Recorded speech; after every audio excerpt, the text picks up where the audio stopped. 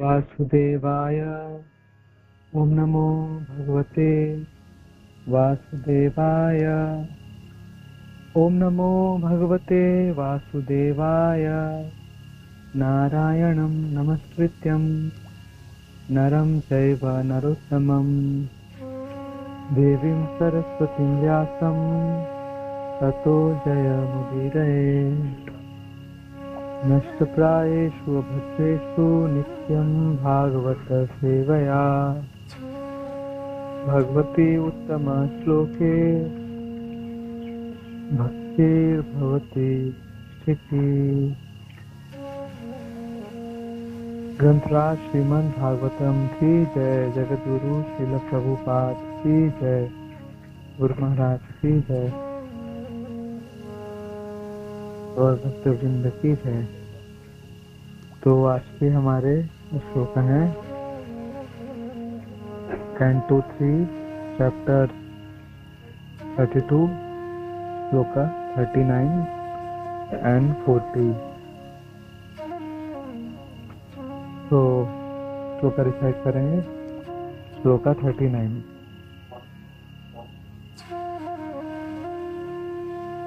न एतत् खलाय उपदिशे न अवनीताय कर्हिते न स्तब्धाय न भिन्नाय न एव धर्मध्वजाय च। न एतत् खलाय उपदिशेत् न अवनीताय कर्हिचेत् न स्तब्धाय न भिन्नाय न एव धर्मध्वजाय च। न एतत् खलाय उपदेशेत् न अवनीताय कर्हिचेत् न स्तब्धाय न भिन्नाय न एव धर्मध्वजाय च। श्लोक 40। न लोलुपाय उपदिशेत् न गृहारूढ चेतसे न भक्ताय च मे जातु न मद्भक्तदृशाम् अपि। न लोलुपाय उपदिशेत् न गृहारूढ चेतसे न भक्ताय च मे जातु न मद्भक्तदृशामपि। न लोलुपाय उपदिशेत् न गृहारूढ चेतसे न भक्ताय च मे जातु न मद्भक्तदृशामपि। हरे कृष्ण। तो आप लोग में इसको रिसाइट करना चाहेंगे प्लीज। हरे कृष्णा। प्रणाम प्रभु जी। हरे कृष्ण। प्रणाम माता जी। सलायो पुण्येश नाहि प्रिय कहि दहि पिता न संविधाय ने भिन्नाय ने विधर्म जाय च। हरे कृष्णा। हरे कृष्णा प्रभु जी। दंडवत प्रणाम। हरे कृष्णा प्रभु जी। न लोलुपायोपदेशेन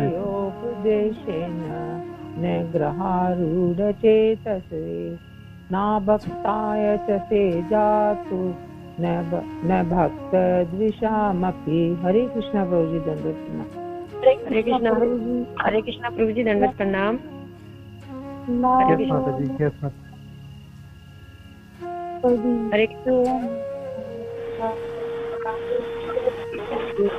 हरे कृष्णा प्रभु जी। दंडवत प्रणाम।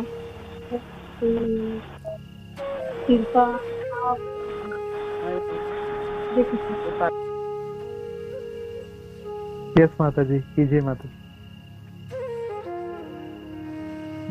हरे कृष्णा प्रभु जी। दंडवत प्रणाम। न लोलुपायोपदेशे न गिरारूढ़ चेतसे न भक्ताय च मे जातु न मद्भक्त दिशामपि। हरे कृष्णा प्रभु जी। दंडवत प्रणाम। हरे कृष्णा प्रभु जी। दंडवत प्रणाम। न लोलुपायो उपदिशेन न गृहाय रूढ़ चेतसे न अभक्ताय च मे जातु न मत भक्त दृष्टाम अपि। हरे कृष्ण प्रभु जी धन्यवाद। हरे कृष्ण प्रणाम प्रभु जी माता जी। दंडवत प्रणाम। हरे कृष्ण प्रभु जी दंडवत प्रणाम। न यस लोलुपाय माता जी। उपपीतन न ग्रारूढ़ चेतसे न भगताय च मे जातु न मद भक्त द्विषामपि। हरे कृष्ण। हरे कृष्ण प्रभु जी दंडवत प्रणाम। हरे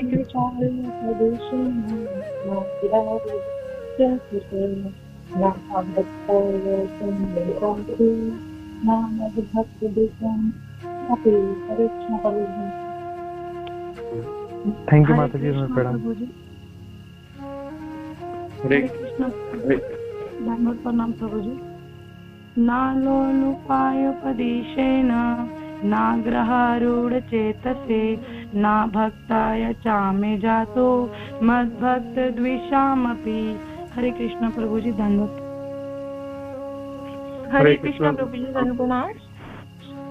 हरे कृष्णा यस प्रभु जी धन्य यस प्रणाम। यस माता जी, धन्य प्रणाम। उपदेशेन नाग्रहारूढ़ चेतसे न भक्ताय च मे जातु न मद्भक्त दिशामपि। हरे कृष्णा प्रभु जी धन्य प्रणाम। थैंक यू माता जी, धन्य प्रणाम। धन्यवाद प्रणाम प्रभु जी। यस यस यस माता जी। 39 नाय तत्खलाय उपदिशेत न अविनीताय करिचित न शब्दाय न भिन्नाय नाय धर्म ध्वजाय च। हरे कृष्णा धर्म प्रणाम प्रभु जी। हरे कृष्ण प्रणाम प्रणाम। यस हो जी, धन्य प्रणाम। नालोलुपाय उपदेशे नाग्रह आरुढ़ चेतसे ना भक्त अभक्ताय चामे जातो नामत गुड। अपि। हरे कृष्ण धर्म प्रणाम प्रभु जी। थैंक यू प्रभु जी, धन्य प्रणाम। ओके, तो हम लोग वर्ड टू वर्ड मीनिंग देखेंगे। Word to word meaning shloka 39।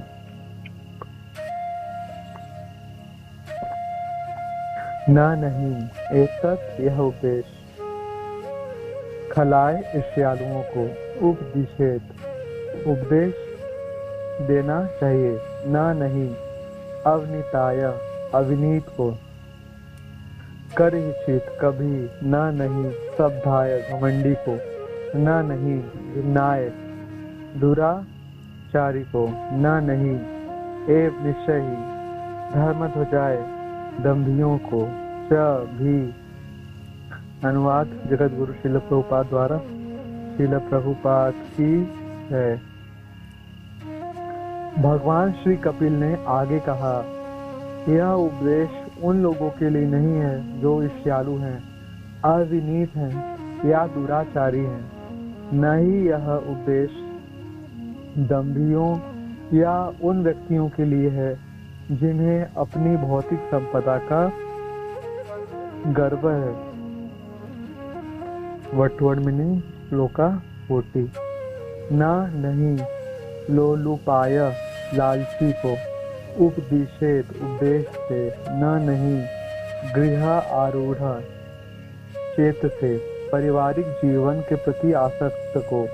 न नहीं अभक्ताय अभक्त को। च तथा मैं मेरा जातु कभी। न नहीं मत मेरे भक्त गण दिशाम ऋष्यालुओं को अपि भी। अनुवाद एवं तात्पर्य जगत गुरु श्रील प्रभुपाद द्वारा। श्रील प्रभुपाद की जय।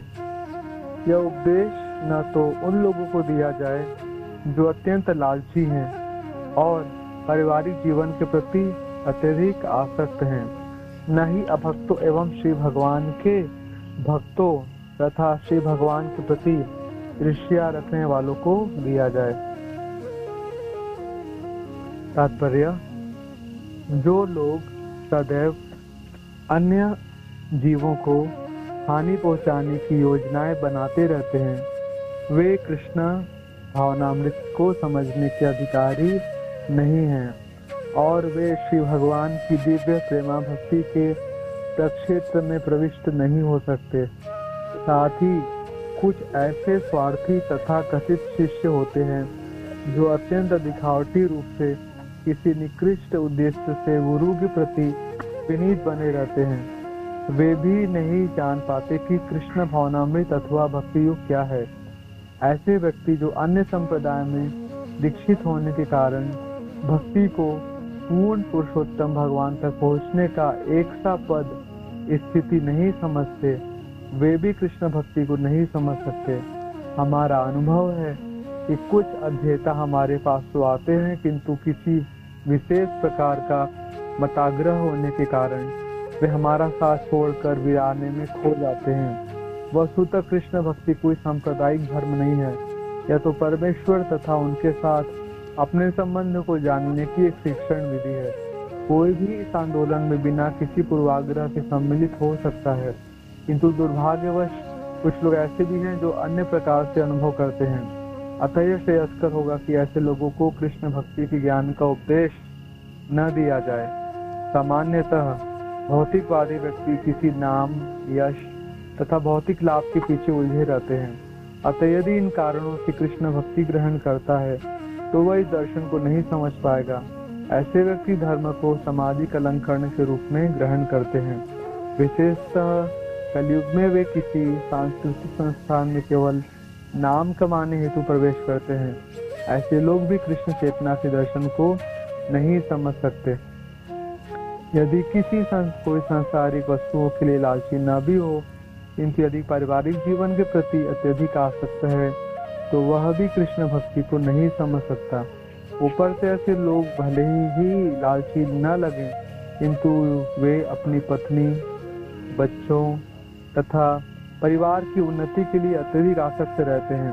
यदि कोई ऐसा व्यक्ति हो जो उपयुक्त दोषों से कलमशग्रस्त न हो, तो भी यदि वह पूर्ण पुरुषोत्तम भगवान की सेवा में रुचि नहीं रखता या अभक्त है, तो वह भी कृष्ण चेतना के दर्शन को नहीं समझ पाएगा। ग्रंथराज श्रीमद् भागवतम की जय। जगत गुरु श्रील प्रभुपाद की जय। गुरु महाराज की जय। गौर भक्त वृंद की जय। ओम ज्ञानतिमिरान्धस्य ज्ञानाञ्जनशलाकया चक्षुरुन्मिलितं येन तस्मै श्रीगुरुवे नमः। श्रीचैतन्यमनोभीष्टं स्थापितं येन भूतले स्वयं रूपः तदा मह्यं ददाति स्वपदान्तिकम्। वन्देऽहं श्रीगुरो श्रीयुतापदकमलम्। श्रीगुरून् वंद्य श्रीरूपं साग्रजातं सहगण रघुनाथान्वितं तं सजीवं साद्वैतं सावधूतं परिजन सहितं कृष्ण चैतन्य देवं श्रीराधा कृष्ण पादान् सहगण ललिता श्री विशाखान्वितांश्च नमो विष्णुपादाय कृष्ण पृष्ठाय भूतले श्रीमते भक्ति वेदांत स्वामिन् इति नामिने। नमस्ते सारस्वते देवे गौरवाणी प्रचारिणे निर्विशेष शून्यवादी पाश्चात्य देश तारिणे। नमो महावदन्याय कृष्ण प्रेम प्रदायते कृष्णाय कृष्ण चैतन्य नाम्ने गौरत्विषे नमः। पंचतत्वात्मकं कृष्णं भक्तरूप स्वरूपकं भक्तावतारं भक्ताख्यं नमामि भक्तशक्तिकम्। हे कृष्ण करुणा सिंधु दीनबंधो जगत्पते गोपेश गोपिका कांत राधा कांत नमोस्तुते। तप्त कांचन गौरांगी राधे वृंदावनेश्वरी वृषभानुसुते देवी प्रणमामि हरिप्रिये। पंचाकल्पतरुभ्यश्च कृपा सिन्धुभैव च पतितानां पावनेभ्यो वैष्णवेभ्यो नमो नमः। जय श्री कृष्ण चैतन्य प्रभु नित्यानंद श्री अद्वैत गदाधर श्रीवासादि गौर भक्त वृंद। हरे कृष्ण कृष्ण कृष्ण हरे हरे, हरे राम राम राम हरे हरे। नमो विष्णुपादाय कृष्णपृष्ठाय भूतले श्रीमते क्रतुदासधिकारी इति नामिने। ग्रंथराज श्रीमद् भागवतम की जय। जगत गुरु श्रील प्रभुपाद की जय। गुरु महाराज की जय। गौर भक्त वृंद की जय। तो मैं भागवतम स्टार्ट करने से पहले श्री गौरनिताई श्रील प्रभुपाद गुरु महाराज और आप सभी वैष्णवों के चरणों में प्रार्थना करता हूँ ताकि आप सब मुझे आशीर्वाद दीजिए, ताकि मैं गुरु परंपरा की प्रसन्नता के लिए भागवतम की सेवा कर पाऊँ। हरे कृष्ण। तो ये बहुत सुंदर अध्याय हम लोगों ने डिस्कशन किए। लंबे समय से भगवान कपिल देव अपने माता देवहूति को उपदेश कर रहे हैं और अभी भगवान का उपदेश जो भगवान ने माता को भक्ति योग की शिक्षा प्रदान की और माता के माध्यम से हम सब को पूरे जगत को सुंदर भक्ति योग की शिक्षा प्रदान की। तो भगवान बिल्कुल कंक्लूजन पे हैं और शिक्षा पूरी होने वाली है। तो जो दिव्य ज्ञान भक्ति योग का दिव्य ज्ञान भगवान ने प्रदान किए हैं, तो वह ज्ञान जो भगवान ने बताया, यह ज्ञान किन लोगों के लिए है, किन लोगों को ज्ञान को पढ़ने सुनने सुनाने के अधिकारी हैं और कौन लोगों के लिए यह ज्ञान नहीं बताना चाहिए, तो वो भगवान बता रहे हैं, वो भगवान बताते हैं।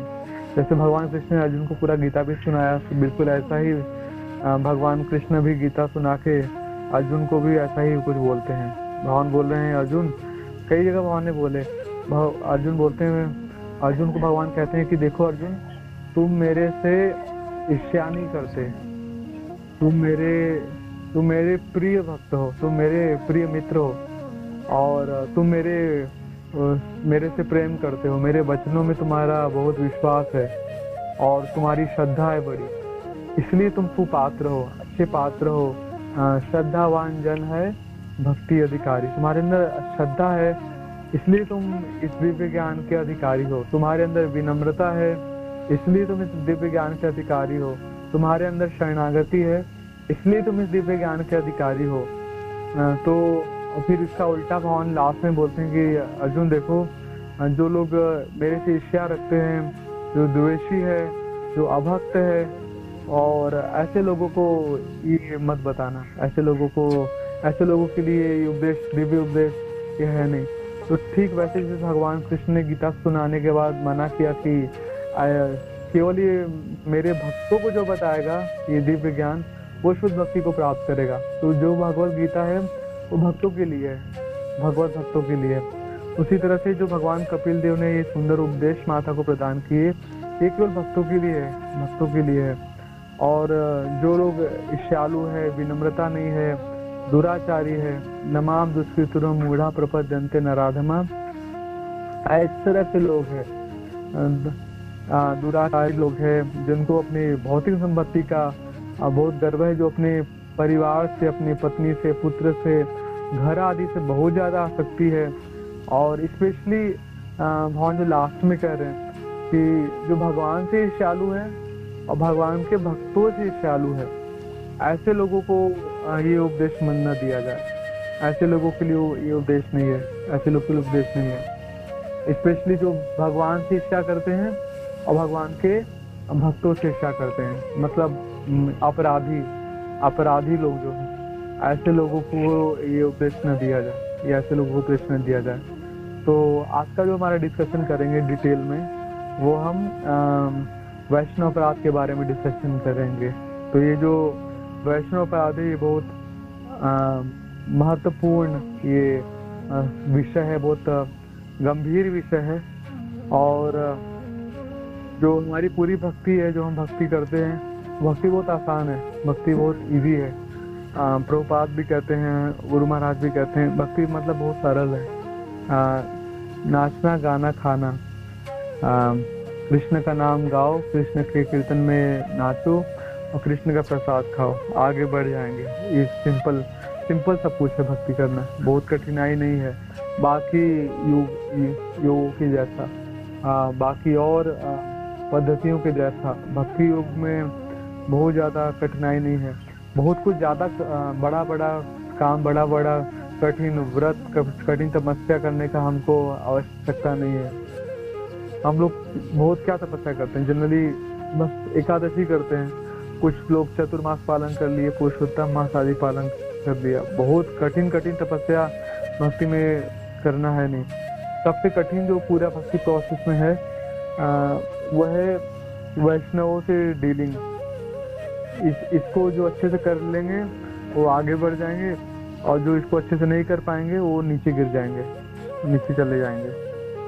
वैष्णव से डीलिंग अच्छा हुआ तो आगे बढ़ेंगे, और वैष्णव से डीलिंग अच्छा नहीं हो पाया तो भक्ति में स्तर से नीचे आ जाएंगे।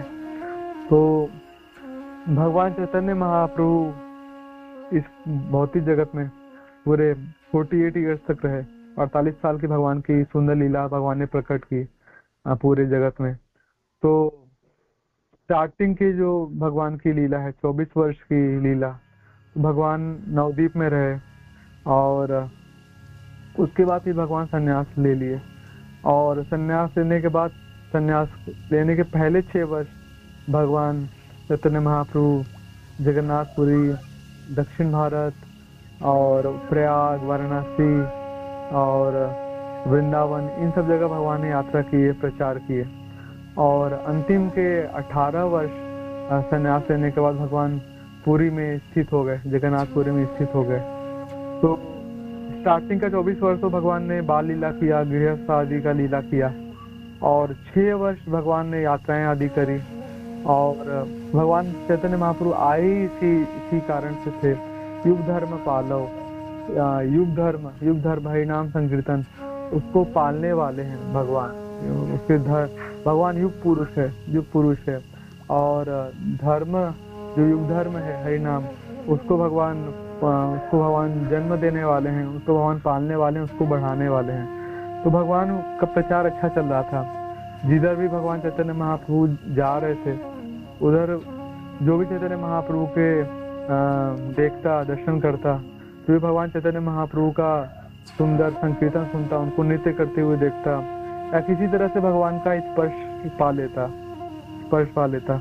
वो सब लोग कृष्ण भावना भावित तेजी से हो रहा था। सब लोग इवन जानवर लोग भी वो चैतन्य महाप्रभु का कीर्तन सुन के, उनका गान सुन के, उनका स्पर्श पाके, झारखंड के जंगलों में हम देखते हैं कि किस प्रकार से सभी जानवर वो कृष्ण भावना भावित हो गए थे।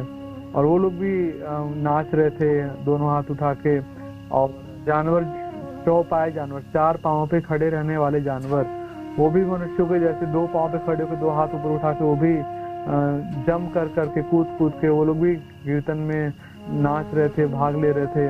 और वो लोग भी हरे कृष्ण महामंत्र चैतन्य महाप्रभु की कृपा से वो लोग भी बोल पा रहे थे, और उनके शरीर में दिव्य प्रेम और भक्ति के उन्माद प्रकट हो रहे थे। और वो लोग भी अश्रुपात हो रहा था, उनको रो रहे थे वो लोग भगवान के प्रेम में।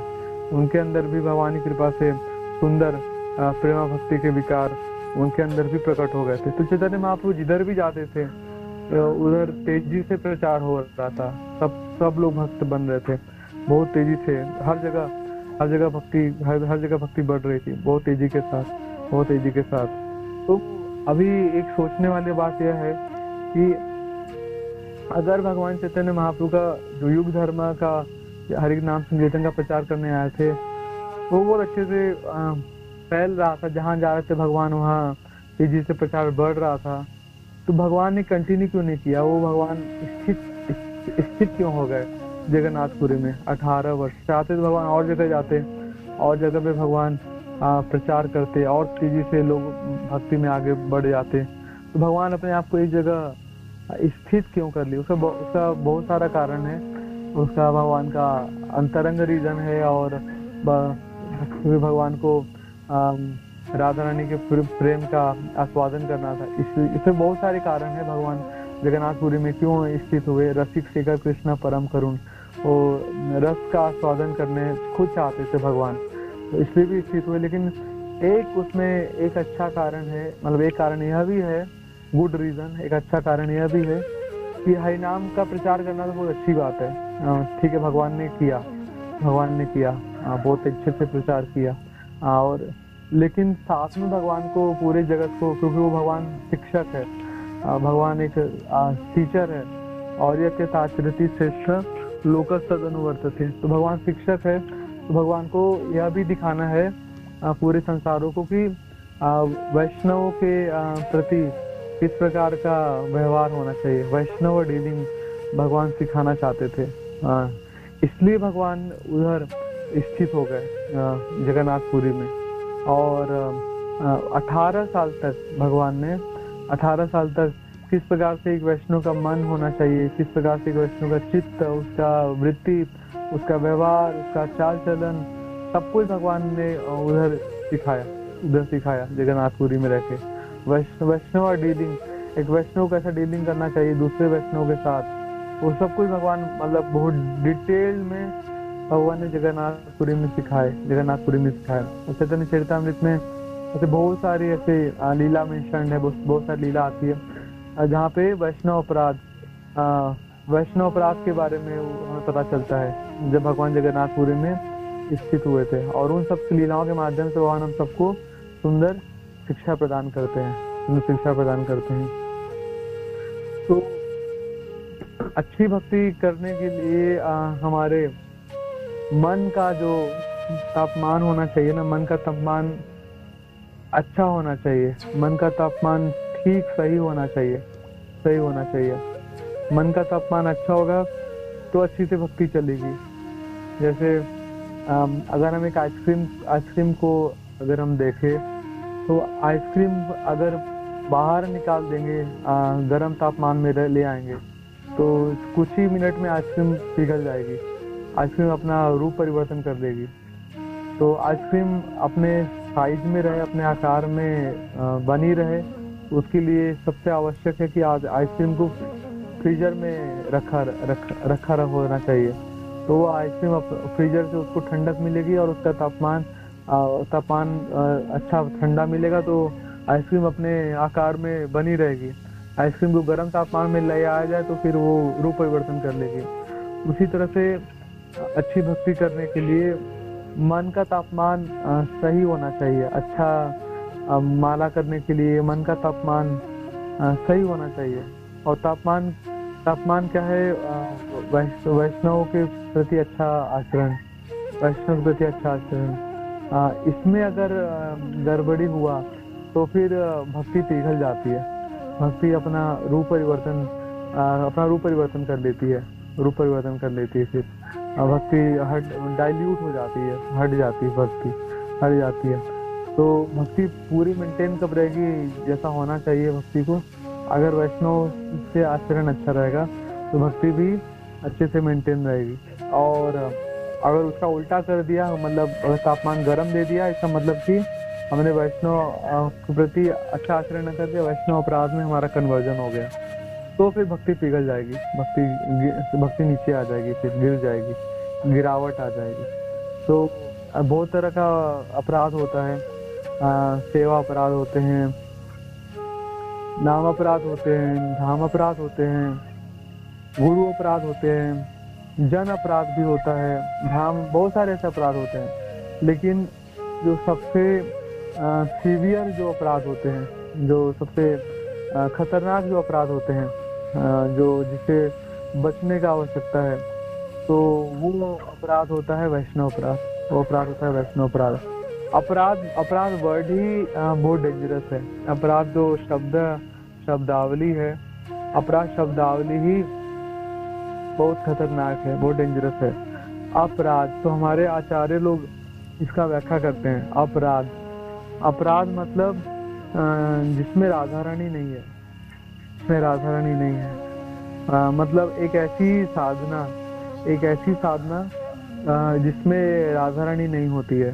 ये उसमें जब हम वैष्णव के साथ हम डीलिंग खराब करते हैं, डीलिंग अच्छा नहीं करते हैं, तो राधा रानी हमारी सेवा को, हमारी साधना को, कुछ भी चीज हम करें भक्ति युक्त, वो राधा रानी से स्वीकार नहीं करती हैं। और राधा रानी उसमें से अपने आप को हटा लेती हैं। राधा रानी अदृश्य हो जाती हैं, गायब हो जाती हैं, वहाँ से चली जाती हैं। तो वो होता है अपराध मतलब भक्ति, रूप गोस्वामी जी भक्ति के 6 लक्षण बताते हैं। उसमें एक लक्षण है भक्ति, शुद्ध भक्ति कृष्णाकर्षणी च, जो भगवान श्री कृष्ण को आकर्षित करे, खींचे, वो है शुद्ध भक्ति। और एक्चुअली कृष्ण को खींचने वाली कौन है? वो है श्रीमती राधा रानी। वो भगवान श्री कृष्ण को खींचती हैं, आकर्षित करती हैं। अदरवाइज कृष्ण के पास कुछ कमी है नहीं, वो किसी भी चीजों से खींचे जाने वाले हैं नहीं। वो कृष्ण को कुछ आकर्षित कर नहीं सकता। कृष्ण को बस शुद्ध भक्ति आकर्षित करती है, और वो शुद्ध भक्ति वो राधा रानी का स्वरूप है। तो एक्चुअली में कृष्ण केवल राधा रानी से आकर्षित हो सकते हैं, और किसी से आकर्षित होते नहीं भगवान। तो जब वैष्णव से डीलिंग खराब होती है, तो फिर राधा रानी भक्ति से चली जाती है, वो अदृश्य से अपने आप हटा लेती है। राधा रानी डिसअपीयर हो जाती है, चली जाती है। तो सूख जाता है सब कुछ, फिर देन एवरीथिंग बिकम ड्राई।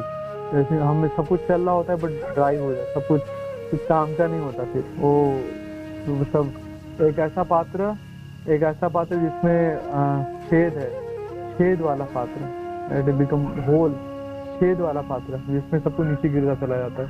आप खूब पानी भर रहे हो घड़े में, इन घड़े में 1000 छेद है, तो वो सब सारा छेद से पूरा पानी वो बाहर गिर रहा है, कोई लाभ प्राप्ति नहीं हो रहा, और तो सारा हट जाता है, क्योंकि राधा रानी ही चली गई है।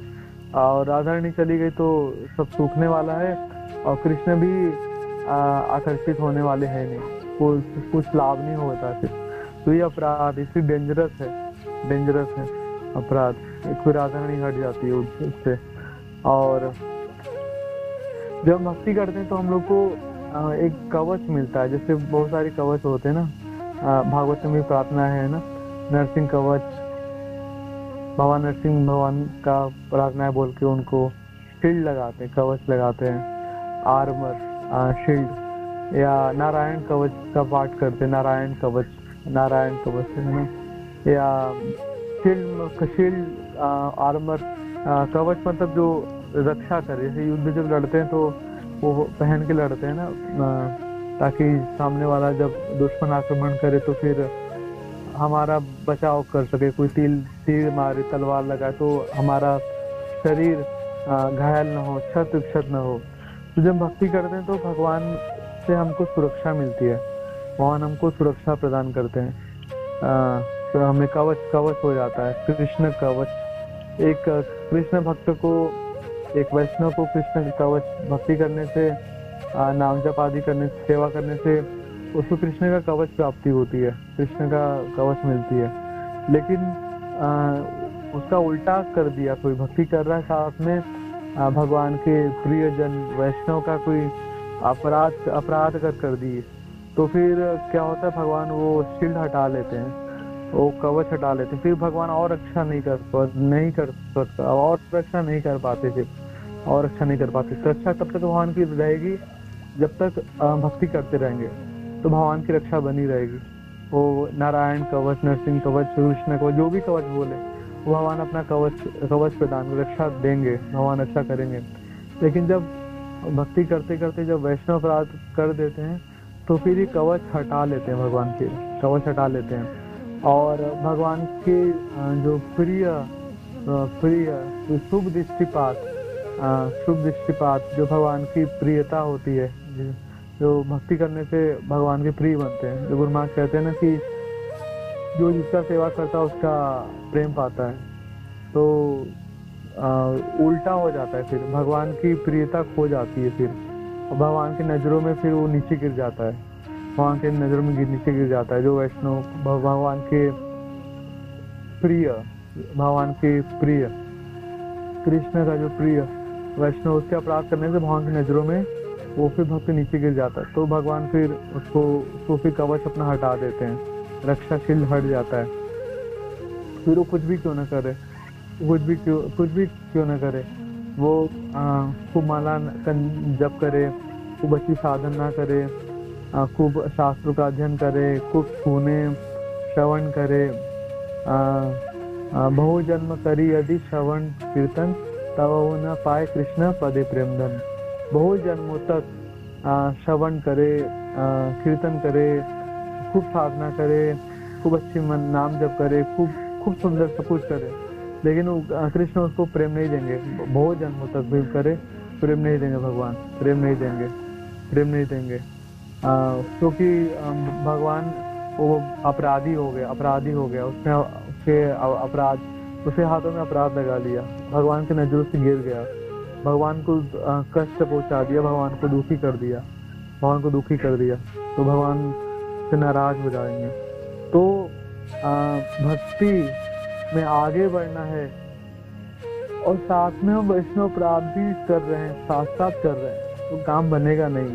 बीरबल का वो खिचड़ी, वो स्टोरी गुरु महाराज को उदाहरण देते हैं। गुरु महाराज बोलते हैं कि आपको खिचड़ी पकानी है और दूर आग लगा के रखा, और खिचड़ी बहुत ऊंचाई पे उसको टांग के रखा, काम नहीं बनेगा, खिचड़ी बनेगा नहीं, उसको गर्मी नहीं मिल रही है, या फिर चलो आग में लगा के रखा, अगर आग बिल्कुल जला के रखा, गर्मी हो रही है, जैसे घड़ा गर्म होती है उसमें आप पानी छींटा मार देते हो, और जैसे आग गर्म होती है, घड़ा गर्म हो रहा है, तो उसमें आप पानी मार देते हो, पानी छींटा मार देते हो, तो ठंडा हो जाएगा, बार बार ठंडा हो जाएगा।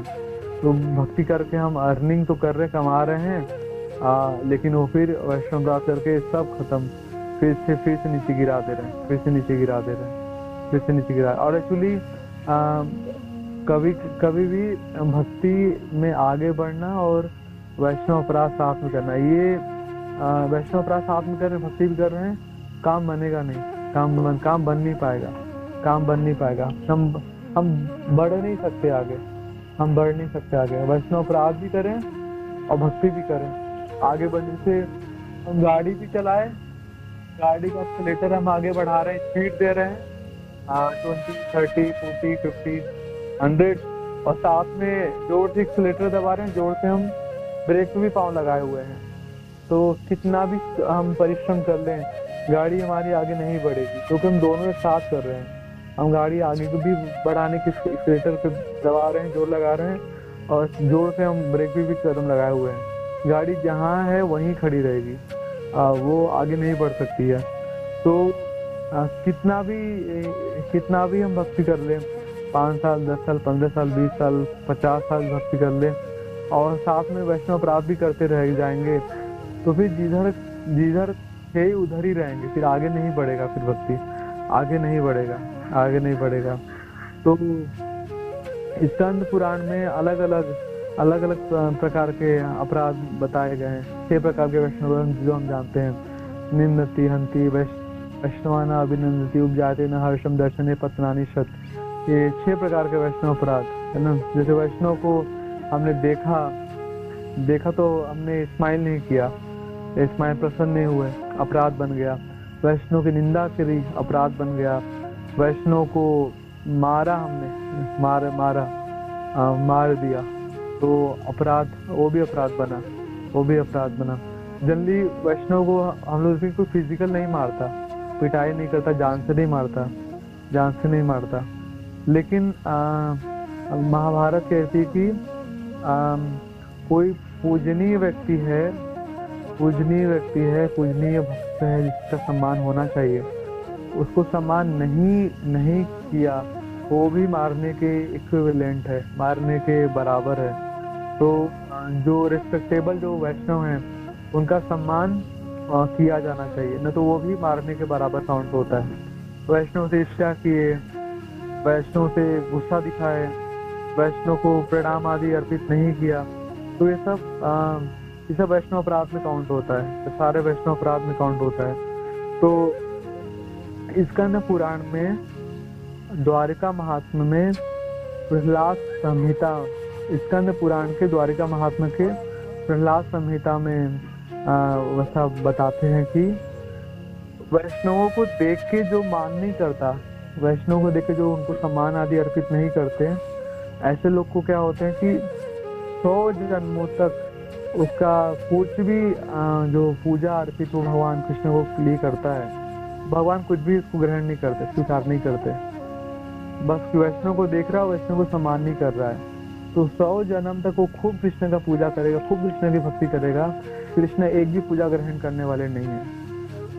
सोचिए कितना पानी में फिर जाएगा वो भक्त। फिर वैष्णव को देखा और सम्मान नहीं किया तो 100 जन्मों का उसका सारा पूजा भक्ति सब व्यर्थ, पानी में चला गया, पानी में चला गया। स्कंद पुराण में ही दूसरी जगह पे ये मार्कंडेय ऋषि और ये भगीरथ जी, ये इन दोनों की बातचीत हो रही है, वार्ता हो रही है।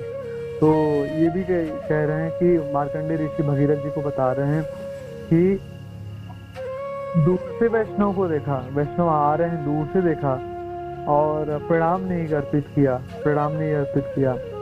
तो 12 सालों में, पिछले 12 वर्षों में जो भी भक्ति साधना, पूजा, कृष्ण की सेवा जो भी किया, वो सब निष्फल हो जाएगा, निष्फल हो जाएगा, सब प्रभावहीन हो जाएगा, प्रभावहीन हो जाएगा, प्रभावहीन हो जाएगा। एक दिन में 16 माला करना कठिनाई होती है हम लोगों ने, एक दिन में 16 माला करना बहुत बड़ी हमने प्राप्ति कर लिया, ऐसा लगता है, बहुत बड़ा कार्य कर लिया। और यहाँ पे कह रहे हैं कि एक दूर से एक वैष्णव को देखा, उसको प्रणाम नहीं किया, उसको हरे कृष्णा ग्रीट नहीं किया, कुछ प्रणाम अर्पित आदि नहीं किया, सम्मान आदि नहीं किया, तो पिछले 12 साल का जो किया वो सब निष्फल होने वाला है, सब निष्फल होने। तो क्यों ये सब बता रहे हैं कि सावधान होना चाहिए, हम सब लोगों को सावधान होना चाहिए। इन डीलिंग विथ वैष्णवाद, वैष्णवों से डीलिंग करते समय हम लोगों को सावधानी बरतना चाहिए। तो विष्णु पुराण में एक रेफरेंस आते हैं सत धनु नाम का एक भक्त का, तो वो अच्छा भक्त था और खूब अच्छी भगवान विष्णु की सेवा करते थे और खूब अच्छी उनकी साधना अच्छी थी, सब कुछ अच्छा था। तो एक बार क्या हुआ कि वो किसी जगह जा रहे थे और किसी कारण से उनको थोड़ा सा रुकना पड़ा, खड़ा होना पड़ा उस जगह पे, और उस जगह पे वैष्णवों का निंदा चल रही थी और किसी कारण से वो मजबूरी था, उनका हट नहीं पाए वो, और हवा चली तो शब्द उनके कानों में प्रवाहित हुए वैष्णव की निंदा का। और बहुत अच्छा भक्ति था, उनका कुछ गलती नहीं था और न ही वो वैष्णव निंदा सुनने में रुचि दिखाए थे। ऐसा नहीं था कि उनको मतलब जैसे कोई किसी की निंदा करता है तो कुछ लोगों को सुनने में अच्छा लगता है, हाँ बताओ और क्या किया इन लोगों ने, और क्या किया, और क्या बुराई है, और क्या बुराई है, और बताओ। कुछ लोग पूछते हैं अजान मुझके। वैष्णव की जितनी रुचि हमारी चैतन्य चरितामृत सुनने में नहीं आएगी, भागवत सुनने में नहीं आएगी, उससे ज्यादा रुचि वैष्णव की बुराई सुनने में आ जाती है। और हम उसको पॉइंट आउट कर करके उसको निचोड़ खोद के उसको पूछते हैं, और बताइए। मतलब 2 कान भगवान रूप गोस्वामी जी कहते हैं कि भगवान आपने नामों का जप करने के लिए करोड़ों जीवा दीजिए, करोड़ों कर्ण रंध्र दीजिए, करोड़ों बहुत सारे आपके जो नाम की जो मधुरता उसको मैं आस्वादन कर पाऊंगा। तो वो तो हम लोगों को होता नहीं है। और ये वैष्णव के जब निंदा चलने की बात आएगी तो पूरे इतने सारे कान पता नहीं किधर से प्रकट हो जाते हैं और कान बड़े हो जाते हैं, कान के छिद्र बड़े फूल के सुनते हैं और उसको हृदय में ग्रहण करते हैं। कुछ समाये न समाये, भगवान का नाम हृदय में समाये न समाये, भगवान का रूप हृदय में समाये न समाये, धाम समाये न समाये, लीला समाये न, कुछ समाये न समाये, ये वैष्णव की निंदा हमारे हृदय में बिल्कुल अच्छे से हृदयंगम करते हैं, बैठते हैं हमारे हृदय में, बैठती है। और अच्छा लगता है कि जैसे समुद्र मंथन में अमृत निकली थी तो भगवान मोहिनी रूप लेके अमृत पिला रहे थे, तो ऐसा आस्वादन हो रहा था, तो ऐसा अमृत के समान मधुर आस्वादन करते हैं। जब वैष्णव की निंदा चल रही होती है। सुंदर सुंदर प्रसंग हमारे सामने चल रहा होता है वैष्णव निंदा का, और हमको बहुत आनंद आती है उसको सुनने में, अच्छा लगता है। तो इसका ऐसा बेचारे का सतधनु का कोई ऐसा इंटेंशन था नहीं, इसका इंटेंशन था नहीं बेचारे का कि इसको सुने, इसको अच्छा लग रहा है, पर बेचारा कुछ कर रहा था, मतलब फंस गया था, उसके कानों में पड़ गई, वैष्णव की निंदा पड़ गई जामुन से अनइंटेंशनली। बेचारा कोई गलती था नहीं, बस खड़ा रह गया, उधर से हट नहीं पाया, कुछ काम आ गया था उसका। तो उसका प्रभाव क्या हुआ कि अगले जन्म में उसको कुत्ता बनना पड़ा। इतना भगवान की भक्ति करने के बाद, सब कुछ करने के बाद, इतना सेवा करने के बाद, बस गलती कुछ था नहीं, बस वैष्णव वो सुन लिया था, वो अनजाने में सुन लिया था उसने, मतलब अनइंटेंशनली। तो उसको कुत्ता, अगला जन्म, दूसरा जन्म कुत्ता का जन्म पाया।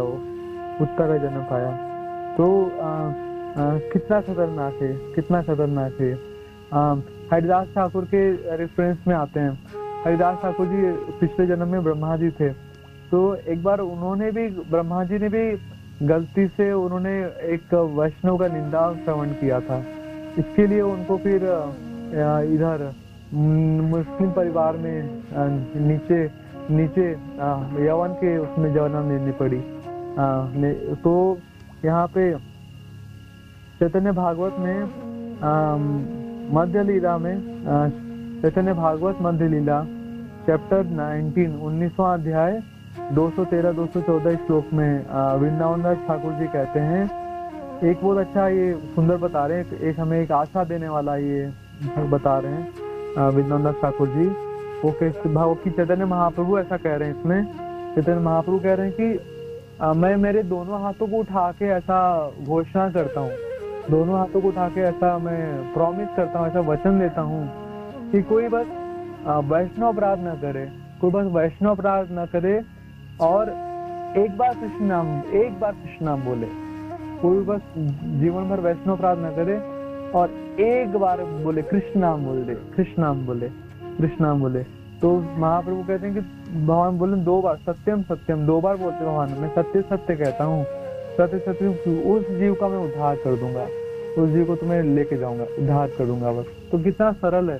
यहाँ पे भगवान कह रहे हैं कि बस वैष्णव अपराध न करे, किसी भी तरह से एक भी वैष्णव अपराध न हो, और वो अनिंदक वर्ड का यूज किया, निंदा शून्य हो, निंदादि शून्यम हृदय निश्चित संग लब्ध्या। गोगु स्वामी बताते हैं ना, निंदादि शून्यम, वो निंदा शून्य हो, एक भी वैष्णव अपराध करे नहीं, और एक कृष्ण नाम बोल दे, वो बस वैष्णव का अपराध करे नहीं और एक बार बोल दे कृष्ण, एक कृष्ण नाम बोले, एक कृष्ण बोले। तो महाप्रभु बोलते हैं मैं सत्य बोलता हूँ, दोनों हाथ उठा के महाप्रभु घोषणा कर रहे हैं, अरे मैं घोषणा करता हूँ, मेरा वचन है सत्य वचन कि उसका उद्धार कर दूंगा, आई विल डिलीवर हिम, मैं उस जीव का उद्धार करूंगा। तो बहुत सरल है, महाप्रभु का वचन है कि महाप्रभु कंडीशन नहीं लगा रहे कि 16 माला का जप करना पड़ेगा। महाप्रभु ये नहीं बोले कि 16 नामों का जप करना पड़ेगा।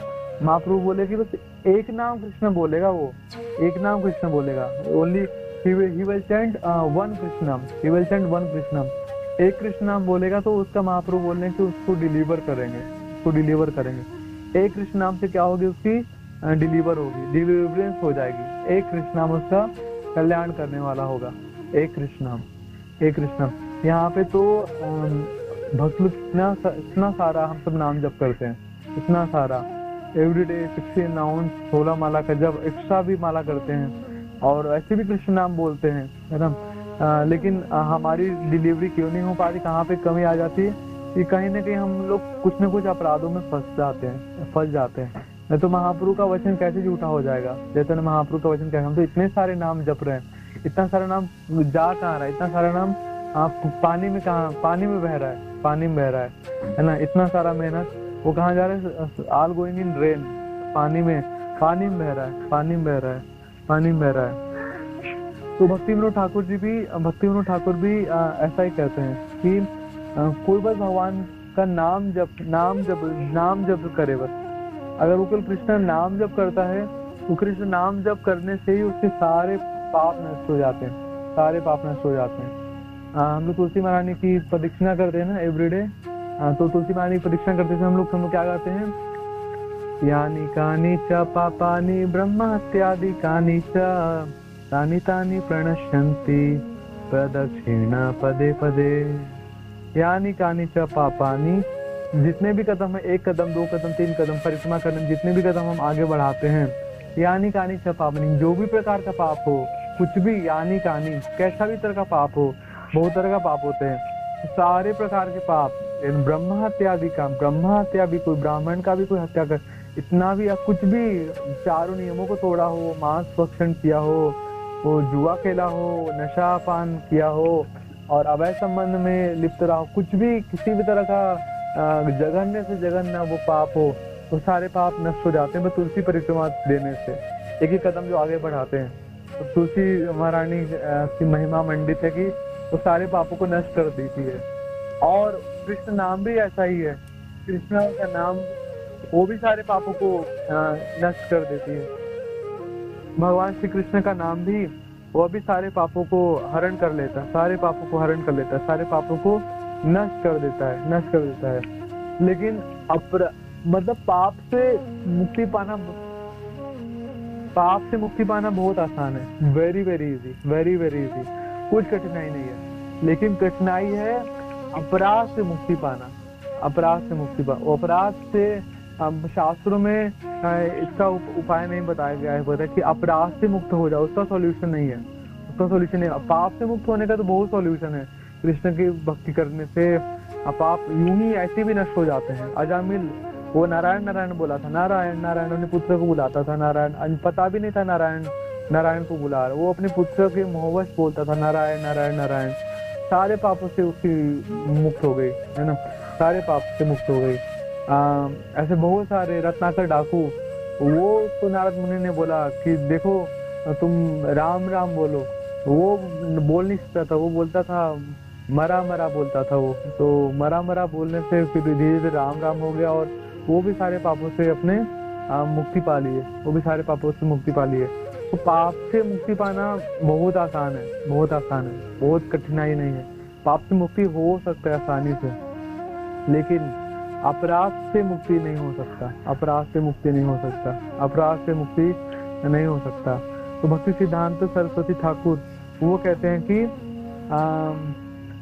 पाप से लाखों करोड़ों गुना ज्यादा खतरनाक क्या है? वैष्णव अपराध। पाप से लाखों करोड़ों गुना ज्यादा खतरनाक है, डेंजरस है वैष्णव अपराध। वह नहीं होना चाहिए, वह नहीं, उससे बचना चाहिए, उससे बचना चाहिए, उससे उसको करना ही नहीं है, उससे करना नहीं, क्योंकि हो गया तो उससे मुक्त होना कठिन है, बहुत कठिन है, बहुत कठिन है। तो चैतन्य चरितामृत में कृष्णदास कविराज गोस्वामी जी वो बहुत सारे पास्ट टाइम को नरेट करते हैं वैष्णव अपराध के रिगार्डिंग कि किस प्रकार से हमें वैष्णव अपराध नहीं करना चाहिए, और हो गया तो कैसे बचे, हो गया तो कैसे बचे, हो गया तो कैसे बचे। तो सुंदर पास्ट टाइम है हरिदास ठाकुर जी की। तो हरिदास ठाकुर जी भगवान चैतन्य महाप्रभु से पूरे 35 ईयर्स, 35 साल की उम्र में वयस थे, 35 साल में उम्र में बड़े थे, वो बड़े थे। चैतन्य महाप्रभु के पहले उनका आविर्भाव हुआ था, और चैतन्य महाप्रभु के आने के पहले ही हरिदास ठाकुर जी वो नाम जप किया करते थे, नाम जप किया करते, तो नाम जप करते थे, बहुत अच्छे वैष्णव थे। तो उनका यश, ख्याति, प्रसिद्धि सब जगह फैल गया, पूरे गांव वाले उनको आदर सम्मान करते, उनका रिस्पेक्ट आदि रिस्पेक्ट करते, सम्मान अर्पित करते। तो उनका जो जन्म था हरिदास ठाकुर जी का, वो बेनपोल गांव में हुआ था, बांग्लादेश में अभी है वो। तो वहाँ पे एक यवन, एक जमींदार होता था रामचंद्र खान, तो वो ईर्ष्यालु हो गया थोड़ा हरिदास ठाकुर जी से, उनके बढ़ती ख्याति देख के। तो भौतिकवादी था, भौतिकवादी लोग को क्या होता है कि उनको उनका ही नाम बढ़े, उनका ही यश हो, ऐसा उन लोग को इच्छा होती है। दूसरे का कुछ अच्छा हो जाए, यश आदि बढ़ जाए, मान सम्मान मिल जाए, तो उनके सीने पे सांप लौट जाता है, उनको अच्छा नहीं लगता है, उनको अच्छा नहीं लगता। तो यहाँ पर जो हरिदास ठाकुर जी थे, उनका बढ़ती हुई ख्याति से उसको अच्छा नहीं लगा, उसको चाहता था उसका ही ख्याति रहे, वो ईर्ष्यालु होने लगा, उनसे मन में ईर्ष्या करने लगा। तो ये वैष्णव अपराध का स्टार्टिंग हुआ उसका। वैष्णव अपराध का वैष्णव होता कैसे है, ईर्ष्या से वैष्णव अपराध होते हैं। जब हम वैष्णव से ईर्ष्या करने लगते हैं या भय, डरने लगते हैं वैष्णव से, भय या फिर अज्ञानता, अनजाने में होता है, अनजाने में तो वैष्णव हमसे अच्छा कर रहा है, तो वैष्णव हमसे आगे बढ़ रहा है, वैष्णव हमसे अच्छा है किसी चीज में, कोई उसकी एक्सपर्टीज है वैष्णव की, तो वैष्णव बहुत अच्छी कथा बोलता है। हम नहीं बोल पाते हमको अच्छा नहीं लगेगा कि कितना अच्छा कथा बोलता है, फिर जब बोलता है तो कितने लोग प्यार से सुनते हैं, कितने लोगों को बांध के रखता है अपनी कथाओं में। और हम बोलते हैं, हमें तो बोलना ही नहीं आता और हमारा कोई सुनता ही नहीं है। ईर्ष्या हो गई उसके गुण को देखे कि वो कितना सुंदर कीर्तन कर रहा है, क्या सुंदर गाता है ना, और मैं गा नहीं पाता, मैं कोई बजा नहीं पाता, मृदंग आदि है ना, हारमोनियम आदि मुझे आता नहीं है, मैं तो सिंपल टोन करता हूँ, मेरा आवाज मधुर आदि नहीं है, ये क्यों इतना अच्छा है। ईर्ष्या हो गई। कोई बहुत अच्छा श्रृंगार करता है भगवान का, वो सजाता है, लोग तारीफ करते हैं, मन से मुग्ध होकर भगवान को दर्शन करते हैं। मैं सजाता हूँ तो कोई देखता नहीं, तारीफ नहीं करता। कोई अच्छा भगवान के लिए भोग बनाता है, लोग तारीफ करते हैं, मैं बनाता तो तारीफ नहीं होती मेरे अच्छा उतना स्वाद। तो अपने अंदर जो गुण नहीं है, दूसरे वैष्णव के अंदर अगर कोई क्वालिटी है, गुड क्वालिटी, वो देखे हमारे हृदय में हम असहज हो रहे हैं कि भाई है नहीं, कुछ भी क्वालिटी हो सकता है, कुछ भी हो सकता है। कोई वैष्णव बहुत सुंदर हो सकता है, उसकी सुंदरता को देखे हमें कि ये इतना सुंदर कैसे है, हम उतने सुंदर क्यों नहीं है ना। कोई वैष्णव गुरु का बहुत प्रिय हो सकता है, कोई वैष्णव किसी सीनियर डिवोटी का बहुत प्रिय हो सकता है। ये क्यों प्रिय है गुरु का, ये क्यों प्रिय है किसी सीनियर डिवोटी का, वो देख के भी असहज हो सकते हैं, है ना। इसको क्यों सेवा में प्रेफरेंस दिया जाता है और इसको क्यों हर चीज में आगे किया जाता है, वो सब देख के असहज हो सकते हैं। ये तो भक्ति में मेरे से इतने सालों बाद आया, मैं भक्ति में पिछले 10 साल से हूँ, पिछले 20 साल से हूँ, पिछले 30 साल से हूँ, मेरी इतनी बढ़ोतरी नहीं हुई, इसकी इतनी बढ़ोतरी क्यों हो रही है। और ये सब देख के ईर्ष्यालु हो जाना, जूनियर है ये तो इसको इतना प्रेफरेंस क्यों दिया जा रहा है, इसको क्यों गुरु महाराज प्रेफरेंस देते हैं, इसको क्यों सीनियर डिवोटी इतना प्रेफरेंस देते हैं, हर चीज में इसको आगे रहता है। ये सब देख के असहज हो जाना आगे, तो ये इसको बोलते हैं ईर्ष्या हो रही है। किसी वैष्णव को प्रगति अच्छाई देख के हमारे हृदय में उससे कोई मतलब है ही नहीं हमसे, खुश होना चाहिए, ठीक है, और लेकिन हमारे हृदय पे सांप लौटती है, तो अच्छा नहीं है, नॉट गुड सिम्टम। और भय, डर होता है, तो कोई वैष्णव हमसे आगे बढ़ता है तो हमको डर लगता है, भय है ना, आगे न चला जाए हमसे, आगे न चला जाए कोई वैष्णव। कभी कभी तो प्रीचर जो प्रचार करता है उसको डर लगने लगता है।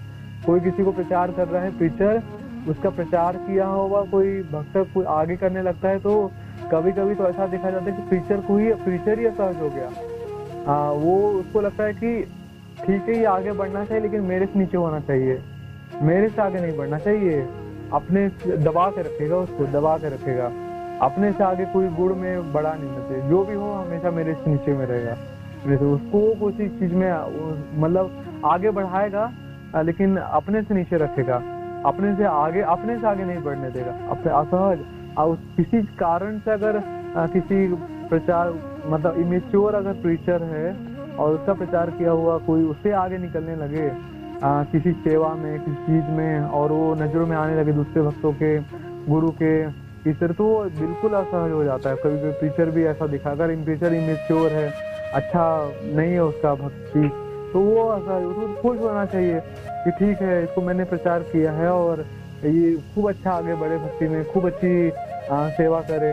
He should be very happy, he should feel great joy in heart, अच्छा उसको हृदय में प्रसन्नता का अनुभव कर। लेकिन कभी कभी वही उसका दुश्मन बन जाता है, वही उसे इच्छा करने लगता है, वो उसको फिर नीचा गिराने का हर संभव प्रयास करने लगता है। वही जो जिसको लाया था वही उसको नीचे गिराने का प्रयास करने लगता है, असहज हो जाता है, असहज। कभी कभी जूनियर डिवोटी सीनियर डिवोटी से कोई सेवा में पारंगत हो जाता है, अच्छा करने लगता है, कोई उसको अच्छा पोस्ट पोजीशन मिल जाता है, तो सीनियर डिवोटी वो तो असहज कि कहीं मेरा पोस्ट है, इंद्र जैसा व्यवहार। तो कोई ऋषि मुनि अच्छा तपस्या करे, उनको इंद्र का आसन लेने का कोई मनसा ही नहीं है, मनसा ही नहीं है, वो तो अपनी साधना अच्छी कर रहे हैं।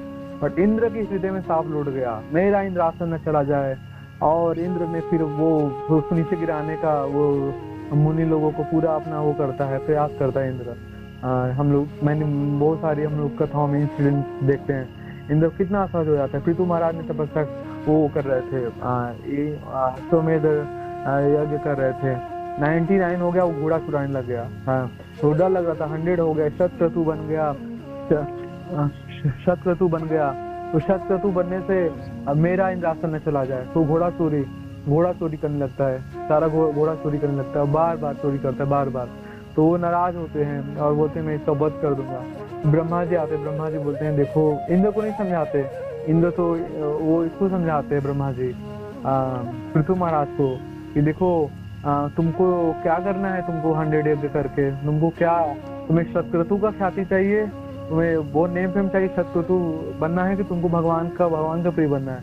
बोलते नहीं भगवान के बनना, बोल तुम 100 यज्ञ मत करो, तुम पीछे हट जाओ, इंद्र को सहन कर लो, ठीक है। उसको इंद्र को वही शतक्रतु का खिताब पाना चाहता है, लेट हिम डू, उसको करने दो, उसको बने रहने दो शतक्रतु, तुम 99 ही पे रुक जाओ। तो वो मान जाते हैं और भगवान बोलते हैं इससे भगवान प्रसन्न होंगे, और सच में भगवान प्रसन्न हो जाते हैं, भगवान प्रसन्न होते हैं उससे। तो और इंद्र भी शांत हो जाता है, इंद्र शांत। तो कभी कभी ऐसा देखा एक्सट्रीम कि कभी कभी कोई जूनियर डिवोटी आगे बढ़ता है, तो जो सीनियर डिवोटी किसी बड़े पोस्ट में होता है तो उसको असहज होने लगती है, और वो फिर उसका टांग खींचने लगता है, उसको फिर गिराने का, उसका पतन कराने का हर संभव प्रयास करता है कि ये नीचे गिर जाए, किसी कारण से ये नीचे गिर जाए। तो ये सब भय, डर होता है हृदय में, डर। आवश्यकता है नहीं, बट हो जाता है, ऐसा होने लगता है। बहुत कितना बड़ा ये विडम्बना है, कितना बड़ा दुख है, कितना बड़ा मूर्खता है अगर ऐसा है, कितना बड़ा दुख है। और उसके बाद आती है अज्ञानता, हमें पता ही नहीं है, हम बिल्कुल इग्नोरेंस में है, पता ही नहीं है वैष्णव अपराध, और हम गधों के जैसे बस किए चले जा रहे, Just we are doing that, अपराध हुए चला जा रहा है, अज्ञानता में अपराध होता है, हमें पता ही नहीं चल पा रहा है हम अपराध कर रहे हैं, है ना। तो ये जो रामचंद्र खान था, इसको बुरा तो लगता था कि हरिदास ठाकुर की बड़ी मान सम्मान होती है, उनकी ख्याति यश फैली है, और हमारी नहीं, हमारी होनी चाहिए, इतनी हमारी होनी चाहिए।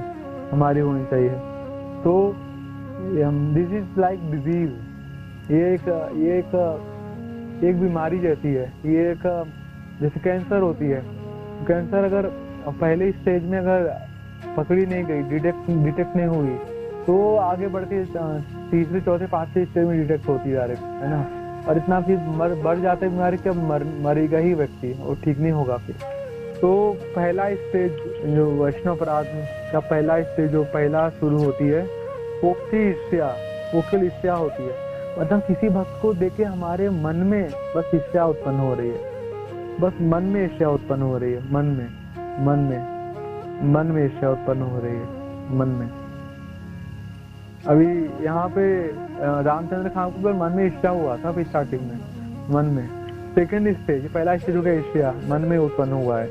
दूसरा स्टेज होती है कि वो वैष्णव का कभी प्रशंसा होने लगे किसी जगह, उसका बातचीत छिड़ जाए, प्रशंसा तारीफ होने लगे, तो हमको अच्छा नहीं लगेगा, और हम वो तारीफ उसकी बात बंद कराने में, उसकी टॉपिक चेंज कराने का हम प्रयास करेंगे, नहीं उसका बात मत करो, है ना।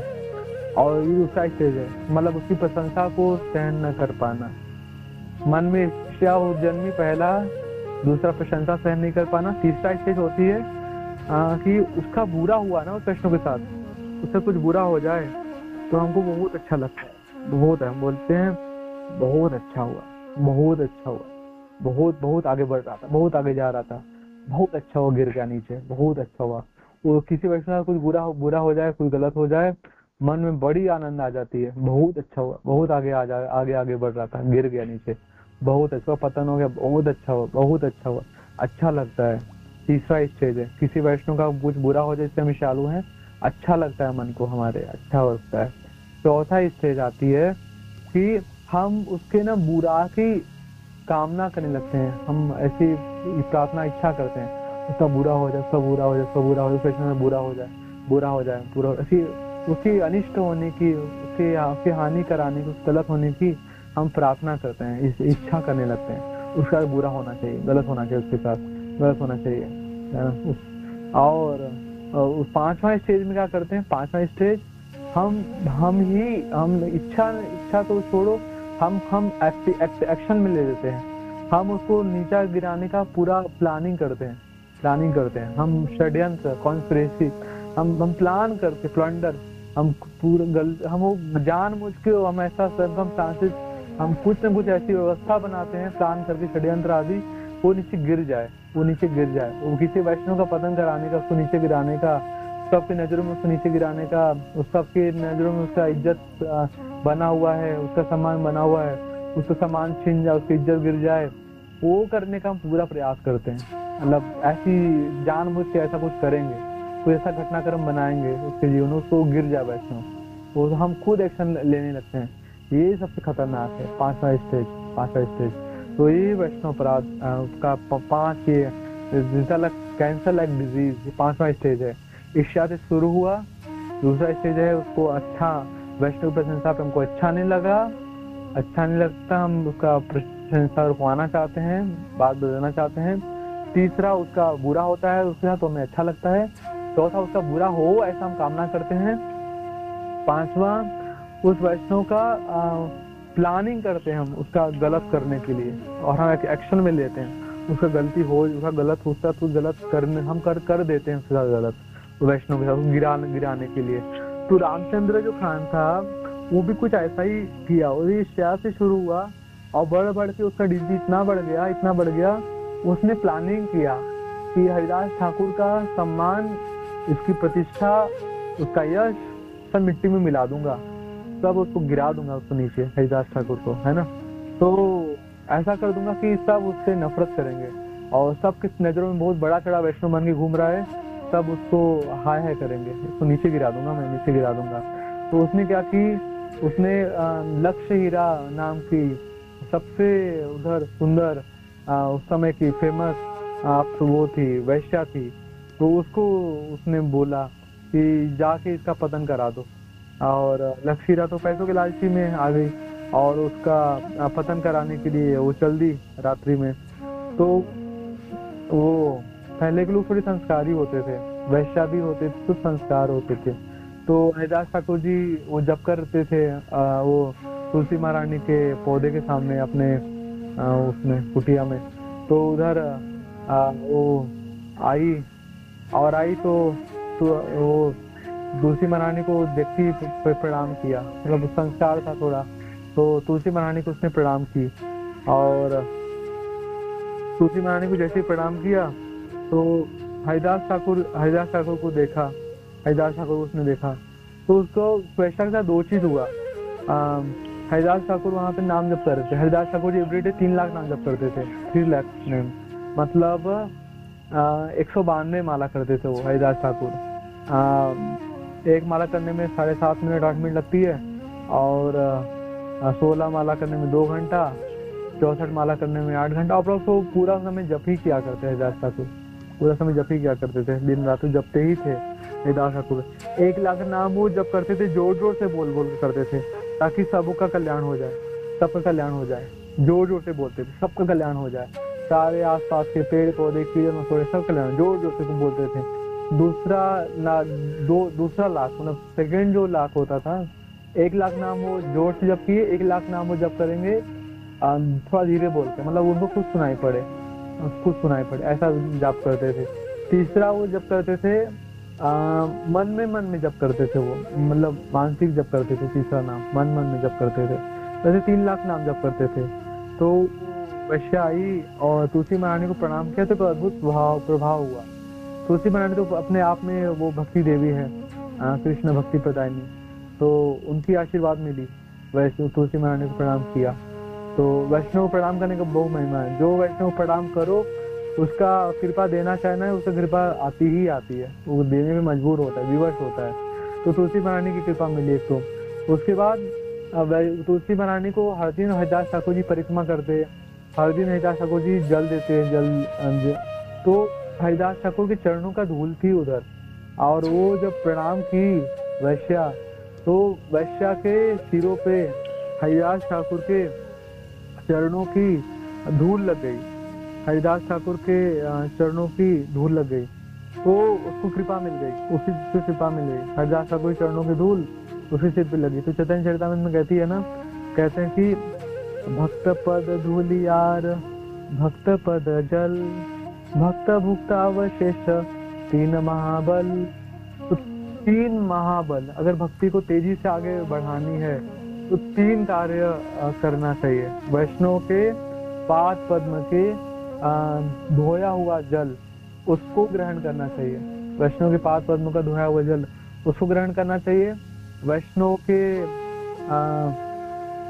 पाद पद्म का हुआ धूली उसको ग्रहण करना चाहिए, और वैष्णव का खाया हुआ महाप्रसाद उच्छिष्ट उसको ग्रहण करना चाहिए। कोई अगर इन तीनों को स्वीकार करता है तो उसका भक्ति तीव्रता से तेजी गति से बढ़ेगी, तेजी गति से उसका बढ़ जाएगा। तो उसको अभी कई चीजें प्राप्ति हो रही है, वैश्या भाग्यशालिनी है। तुलसी महारानी को प्रणाम की, तुलसी महारानी की प्राप्ति हो गई, हरिदास ठाकुर के चरणों की धूली प्राप्ति हो गई, अब प्लस हरिदास ठाकुर जैसे महाभागवत के दर्शन प्राप्त हो गए, दर्शन प्राप्त हो गए। दर्शन पवित्र कर ए तो मार्गो, नरोत्तम दास ठाकुर जी कहते हैं ना, गंगार पर शाइले पश्चात पावन,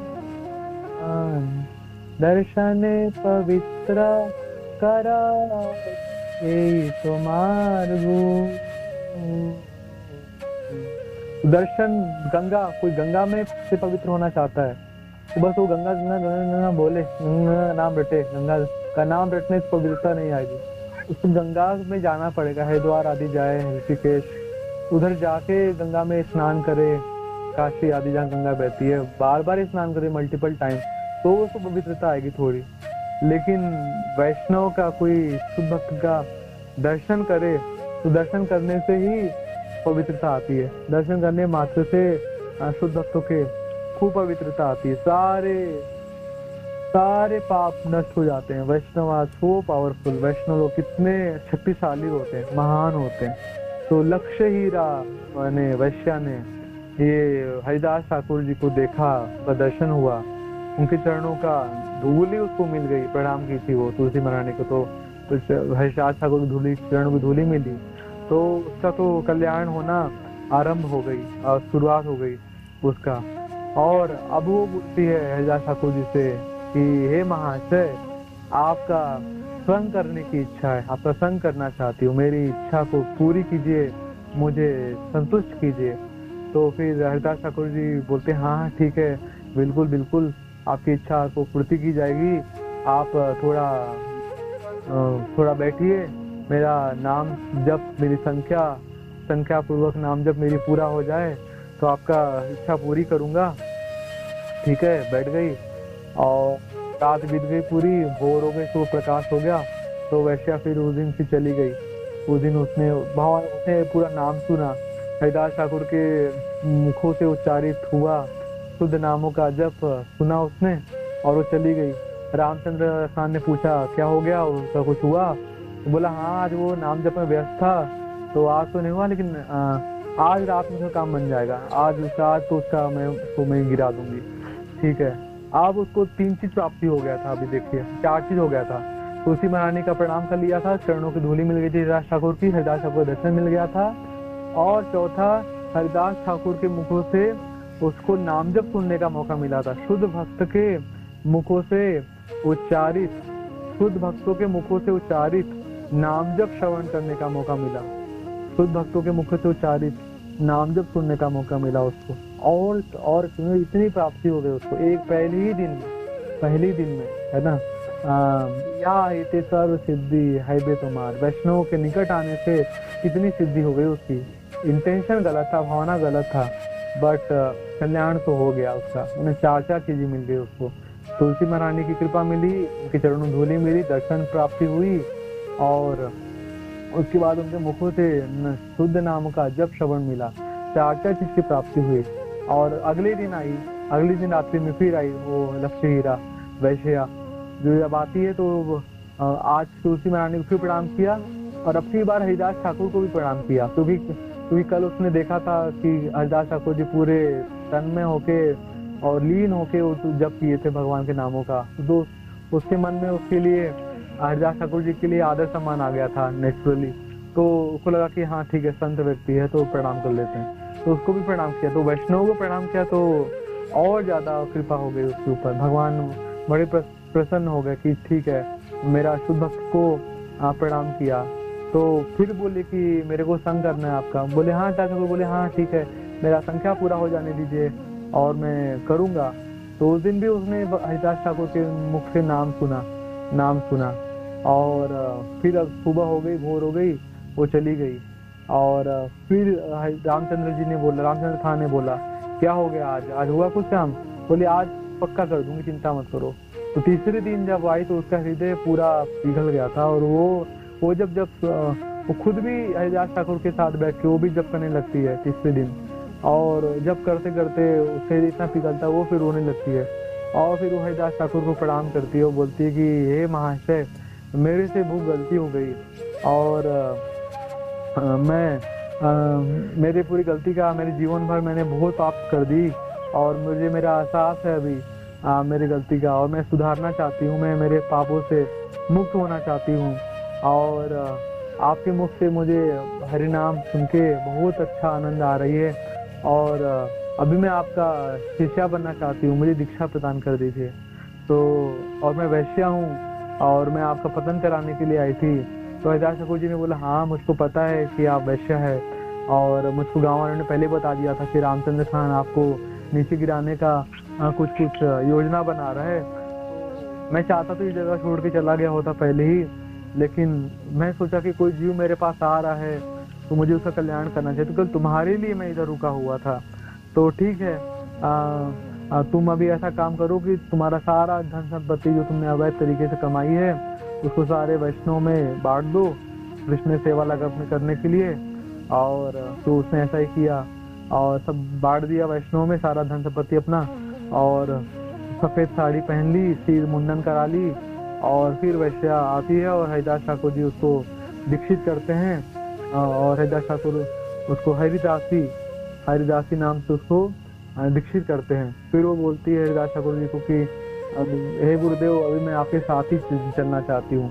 तो बोलती है कि नहीं, आप मेरे साथ चलने की आवश्यकता नहीं है, तुम इधर ही बैठ के जप करो भगवान के नामों का। ऐसे करके फिर वो चले गए।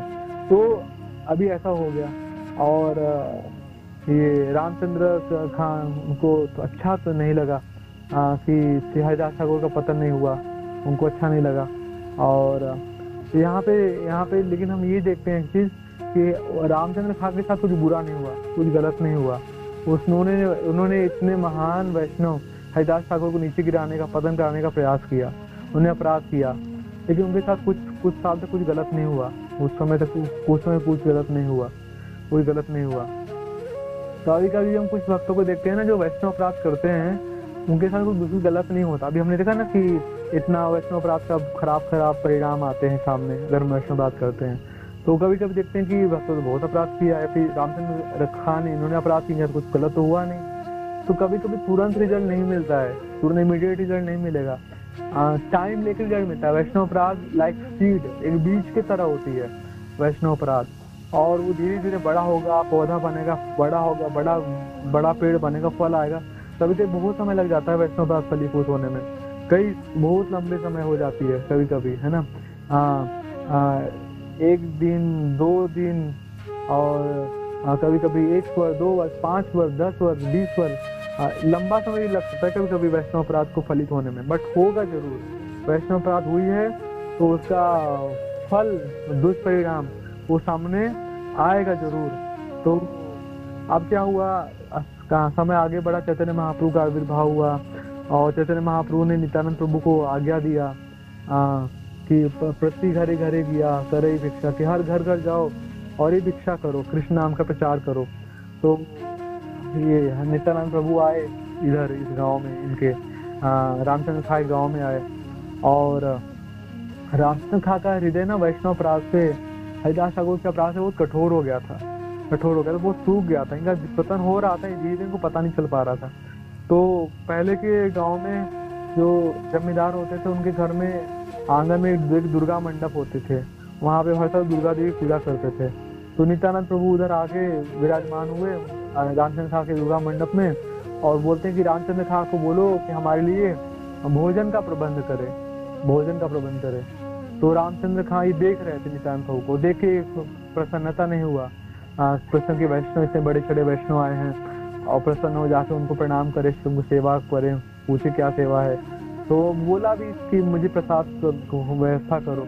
तो उन्होंने अपने सेवक को भेजा, बोला कि उनको बोल दो, नित्यानंद को डिस्रेस्पेक्ट से बोला, नित्यानंद को बोल दो इधर दुर्गा मंडप रहने का आवश्यकता नहीं, जाके गौशाला में रहे, गौशाला में रहे। ये सुन के नित्यानंद प्रभु को बहुत क्रोध आया, नित्यानंद प्रभु नाराज होके दूसरे गांव चले गए। तो उसके बाद ये अपराध हो गया। नित्यानंद प्रभु अनंत शेष है, नित्यानंद प्रभु गुरु तत्व है।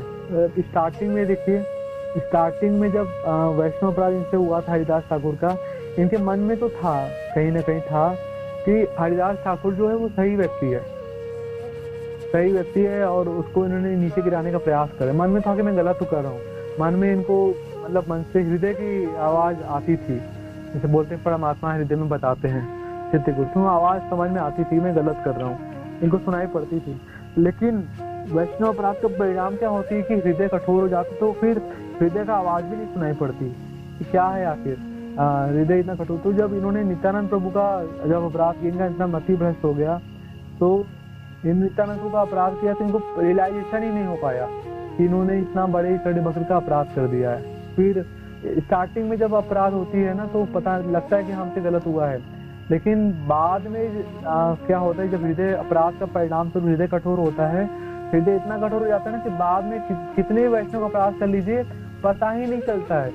हमको लगता है कि तो नॉर्मल, हम तो सही कर रहे हैं, हमको बड़ा कॉन्फिडेंस आती है, फिर विश्वास आती है, विश्वास जमती है, हम तो सही कर, हम क्या गलत कर रहे हैं, हम तो एकदम सही कर रहे हैं। इस वैष्णव के साथ ऐसा ही डीलिंग करना चाहिए था हमको। ये वैष्णव अपराध का एक दुष्परिणाम है कि हृदय कठोर हो जाता है तो अपराधों की श्रृंखला चलती है, 1 2 3 4 5 6 ऐसे अपराधों की लाइन चलती है। इतने वैष्णव का अपराध होता है, बाद में हमको पता भी नहीं चल पाता है ना। तो हृदय कठोर हो गया, उसमें समझ में आता ही नहीं कि हम कितने वैष्णव अपराध कर दिए, क्या हो रहा है, पता ही नहीं चल पाते उस समय, पता नहीं चल। इनके साथ भी ऐसा हुआ, नित्यानंद को अपराध किया, इनको हृदय में गिल्टी नहीं था, कोई अपराध बोध नहीं था कि मैंने गलत किया है ना, इनको लगा था कि बिल्कुल सही किया मैंने। नित्यानंद के साथ तो ऐसा ही डीलिंग करना चाहिए, तो इसी लायक था ऐसा। तो फिर क्या हुआ, इनका बुद्धि अपराध करने से इनका बुद्धि खराब हो गया और इनके मति में पाप आया, पाप जागृत हुआ और इन्होंने नवाब हुसैन शाह के यहाँ नौकरी करता था ये उसकी जगह पे, तो उन्होंने कर्ज की चोरी करना शुरू किया।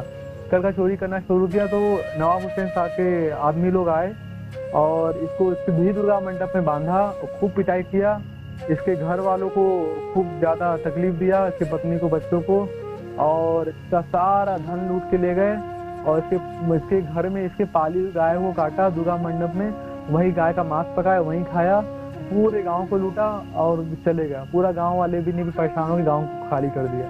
तो दुष्परिणाम हुआ इसके साथ, इतना बुरा हुआ इसके साथ, इतना बुरा हुआ। तो कभी कभी तुरंत वैष्णव अपराध फलित नहीं होता, लेकिन जब घड़ा भर जाता है वैष्णव अपराध करते करते एक साथ फलित होता है और बहुत भारी परिणाम आती है, फिर बहुत भारी परिणाम आती है। और कभी कभी तुरंत ही फलित हो जाता है वैष्णव अपराध, तुरंत भी। जैसे हरिदास ठाकुर जी का एक बार वो हरिनाम की महिमा बता रहे थे, तो गोपाल चक्रवर्ती वो बोलता है कि इतना भी महिमा नहीं है ना, वो हरिदास ठाकुर को डिसरेस्पेक्ट करता है। तो फिर उसको अगले ही दिन कोड़ हो जाता है, उसका नाक गिर जाता है, तो तुरंत उसको अपराध हो गया, तुरंत फलित हो गया, तुरंत अगले दिन फलित हो गया। यदि चैतन्य महाप्रभु सार्वभौम भट्टाचार्य घर पे वो प्रसाद ग्रहण कर रहे थे, तो उसका दामाद आता है अमोघा, वो अपराध करता है, चैतन्य महाप्रभु बुरा बुरा बोलता है, तो उसको अगले ही दिन कालरा बीमारी हो जाती है। और फिर चैतन्य महाप्रभु फिर दयालु होते हैं, बोलते तो आप सर्वभौम भट्टाचार्य के दामाद है और मेरा विशेष प्रेम है आपके लिए, विशेष प्रेम है, तो मैं आपको इस बीमारी से मुक्त कर दूँ। भगवान फिर उस पर कृपा करते हैं, है ना। फिर वो है नाम करता है और कीर्तन में भाग लेता है, नृत्य करता है आदि, तो तुरंत ही फलीभूत हुआ, है ना। दक्ष प्रजापति को उदाहरण देखते हैं, उन्होंने भगवान शंकर का अपराध किया और यज्ञ का आयोजन किया, सारे आए, तो ब्रह्मा जी उनका पिता है, ब्रह्मा जी ने उनको प्रणाम नहीं किया, तो उनको ज्यादा बुरा नहीं लगा कि चलो ब्रह्मा जी तो मेरे पिता है, पिता को तो प्रणाम नहीं करना चाहिए। शिव जी दामाद है, शिव जी प्रणाम नहीं किए, शिव जी तो भगवान भी है ना, और इतने बड़े वैष्णव है, उसको बहुत बुरा लगा कि शिव जी ने प्रणाम क्यों नहीं किया, और उसने शिव जी को बहुत बुरा बुरा बोला कि कोई कल्चर नहीं है इसके अंदर, और ये वरिष्ठ लोगों की सभा में बैठने के योग्य नहीं है, ऐसा कर करके शिव जी को बहुत अपमानित किया, उसने बहुत अपमानित किया। और फिर उसके बाद फिर उसका गला कट गया, और वो फिर बकरा का गला लगाना पड़ा, बकरा का गला लगाना पड़ा।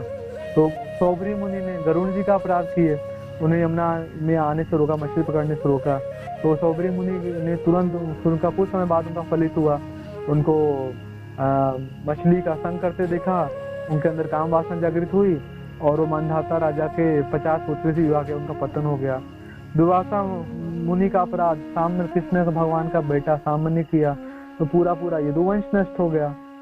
दुर्वासा मुनि ने अम्बरीश महाराज का अपराध किया, तो कोई नहीं बचा पाया उनको, ब्रह्मा जी, शिव जी और भगवान विष्णु, कोई भी उनको बचा नहीं पाए, और फिर वो अम्बरीश महाराज की शरणागति लिए, तब जाके उनका काम बना, तो यहाँ पे कई सारे उदाहरण देखते हैं। देवानंद पंडित का उदाहरण देखते हैं, देवानंद पंडित जी सुंदर भागवत कथा कहते थे, और श्रीवास ठाकुर आए, श्रीवास ठाकुर भागवत कथा सुनकर कृष्ण का उनको स्मरण हुआ, और वो वीरा में आकर रोने लगे। देवानंद पंडित ने उनको बाहर निकलवा दिया, उनको उधर से बाहर निकलवा दिया। उनका अपराध या तो उनका हृदय पूरा कठोर हो गया, उनका बाद उनका भागवत कथा अलग ही दिशा में जाने लगा, फिर वो गौड़ देश गए, अपने गुरु की शरणागति, लेकिन फिर भी उनके अंदर पवित्रता नहीं आई, और बाद में वो भूत बन गए। तो वैष्णव अपराध कितना सीवियर है वैष्णव अपराध कितना सीवियर है। गोपाल चपल उसने हरिदास ठाकुर का अपराध किया, गोपाल चपल ने श्रीवास ठाकुर का अपराध किया।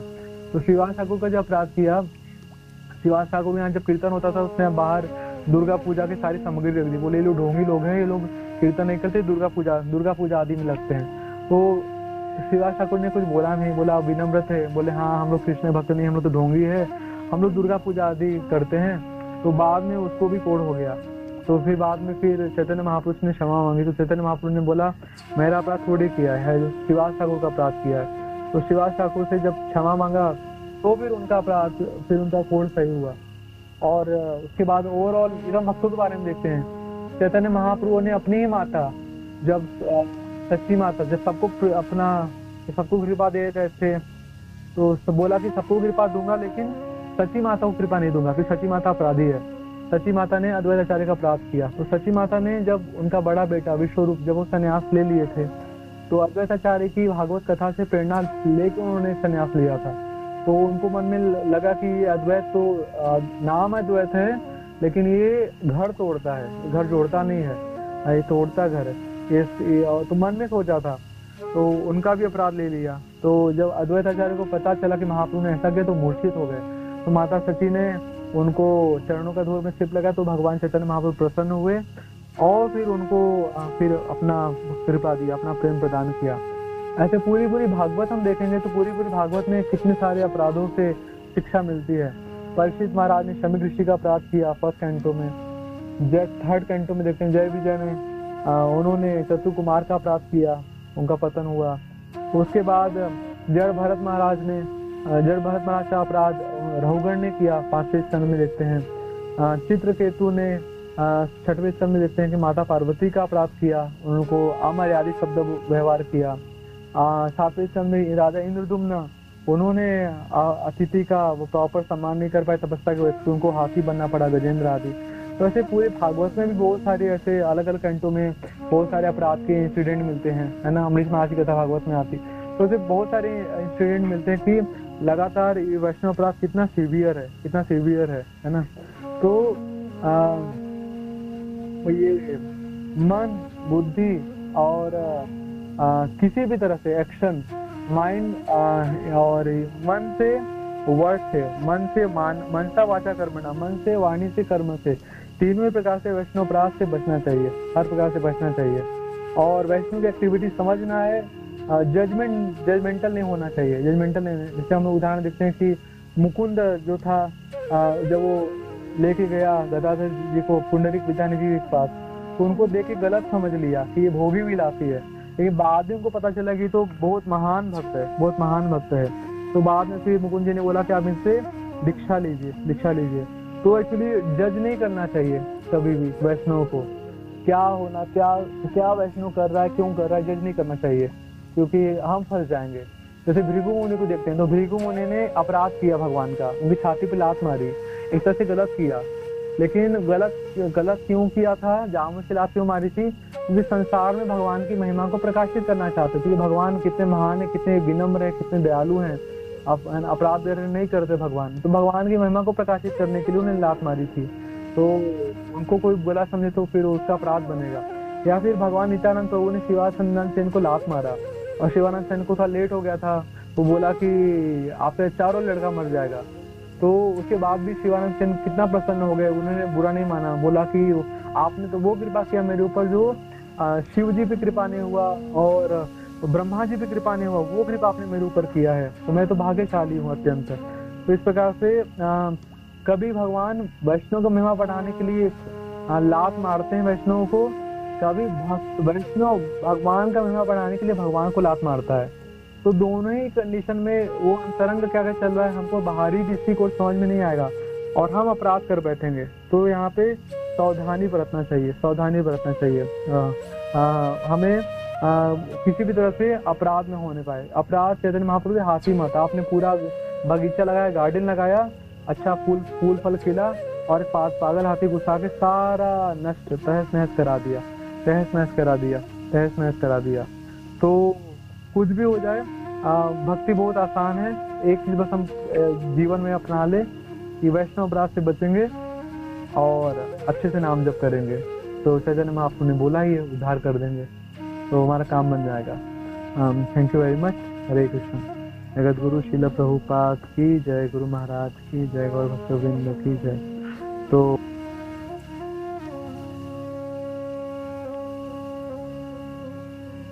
कुछ ऐड कर सकते हैं प्लीज?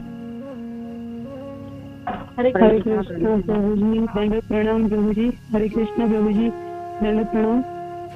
धन्यवाद प्रणाम माता जी। हरे कृष्ण प्रभु जी, सुंदर प्रभु जी,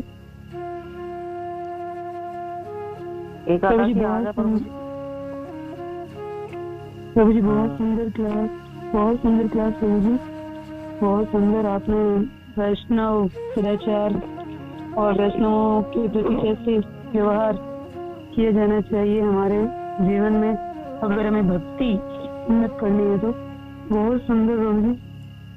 तो प्रभु जी, हम जैसे ना वैष्णव केवल जो इस्कॉन में जो हमारे जो वरिष्ठ जो गुरु महाराज और उनके शिष्य जो हैं, उन्हीं को वैष्णव माने श्रील प्रभुपाद जी की परंपरा में, या फिर जो अदर संप्रदाय जो उनमें जो भक्त हैं, जो श्री राधा कृष्ण को और जो मतलब भक्ति करते हैं प्रीति पूर्वक, तो उनको भी वैष्णव माने प्रभु जी। प्रणाम। सबको वैष्णव मानिए माता जी, सबको वैष्णव मानिए। कोई भी हम इस्कॉन में हो, हमारे ब्रह्म गौड़ी मत संप्रदाय से हो, अदर बाकी की 3 संप्रदाय से हो, जो भी कृष्ण से दृष्टि का नाम जप करता है, कृष्ण से आसक्त है, किसी तरह से कृष्ण सेवा में लगा हुआ है, सारे ही को वैष्णव मानिए। और एक सुंदर प्रार्थना, एक बार मैंने एक भजन बताया था, उसमें बहुत सुंदर वो प्रार्थना बोल रहे थे कि मैं दोनों हाथ उठा के उन सारे वैष्णव की शरणागति ले रहा हूँ जो भूत में हो चुके हैं, भूत में हुए सारे ब्रह्मांडों के सारे वैष्णव को मैं प्रणाम करता हूँ विनम्रता पूर्वक। वर्तमान में जो सारे ब्रह्मांड, अनंत कोटि ब्रह्मांड है भगवान का। अनंत कोटि ब्रह्मांड में जितने वर्तमान में वैष्णव हैं अभी, उनको मैं प्रणाम करता हूँ। और इस अनंत कोटि ब्रह्मांड में जितने वैष्णव भविष्य में होंगे, मतलब जो भी वैष्णव है नहीं, जो भी भौतिक जीवन चलो जी भी रहे हैं, लेकिन आगे चलकर उनको प्रचार किया जाएगा, वो वैष्णव बन जाएंगे, उनको भी प्रणाम कर रहा हूँ, है ना। उनको मैं अपना प्रणाम अर्पित करता हूँ। तो सबको ही वैष्णव मानिए, सबको ही वैष्णव मानिए। जो वैष्णव नहीं भी हो उसका भी अपराध मत करो, उसको बोले जन अपराध, वो भी मत करिए, वो क्योंकि वो आगे नहीं तो आज नहीं तो कल वैष्णव बन जाएगा वो। तो वो किसी का भी अपराध नहीं करना। कोई वैष्णव है तो भी अपराध मत करो, कोई नहीं है तो भी अपराध करना ही नहीं है। और सबको सम्मान करना है, सबको प्रणाम कर देना है। ठीक है माता जी, ऐसा कर सकते हो हम। एटलीस्ट हम बचे रहेंगे प्रभु जी। मेरा भी हृदय में प्रभु जी यही था कि प्रत्येक जीवात्मा, चराचर जो जीव जगत है ना, सभी को हम अगर प्रणाम करते हैं तो कोई दिक्कत नहीं है, और अपराधों से तो बचना ही चाहिए। बहुत सुंदर प्रभु जी, बहुत सुंदर। दंडवत प्रणाम प्रभु जी, धन्यवाद। हरे कृष्णा, दंडवत प्रणाम प्रभु जी। हरे कृष्णा हरे प्रभु जी, कृष्णा। मेरा क्वेश्चन है प्रभु जी। हरे कृष्णा, हरे कृष्णा प्रभु जी।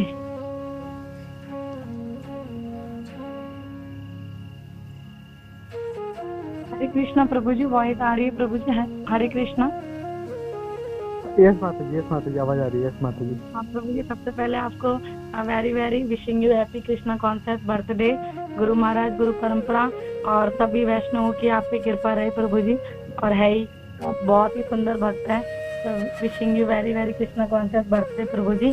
और मेरा एक क्वेश्चन है प्रभु जी कि जैसे आपने बताया कि कई बार जैसे प्रभु जी जब ऐसे होता है कि जब दो वैष्णव जब आपस में कुछ हो जाता है और वो वैष्णव मीन सबसे पूरे ग्रुप में हर जगह मतलब उसको बारे में गलत बोल के कि ऐसा है ऐसा करके उसकी बुराइयां करे, तो उसको हम कैसे कृपा के तौर पे लेंगे प्रभु जी, क्या समझेंगे? और प्रभु जी मेरा इसी से रिलेटेड एक और क्वेश्चन ये है कि कई बार ऐसी सिचुएशन होती है कि बिना वजह के मीन की बहुत सारी दूसरे वैष्णव के प्रति ऐसी भावना हो जाती है, तो क्या ये भी कारण हो सकता है कि उसको वैष्णव बनाने के लिए उस पे ऐसी भी कोई लीला भी होती है क्या प्रभु जी कि वो शुद्ध हो जाए? कई बार ऐसे भी बोलती है कि एक दूसरा वैष्णव वरना अगर किसी दूसरे वैष्णव का अपराध कर रहा है, उसके खिलाफ सबकी निंदा कर रहा है उससे, तो उसको वैष्णव बनाने के लिए भी ऐसी सिचुएशन कई बार होती है क्या प्रभु जी, या उसको शुद्ध करने के लिए?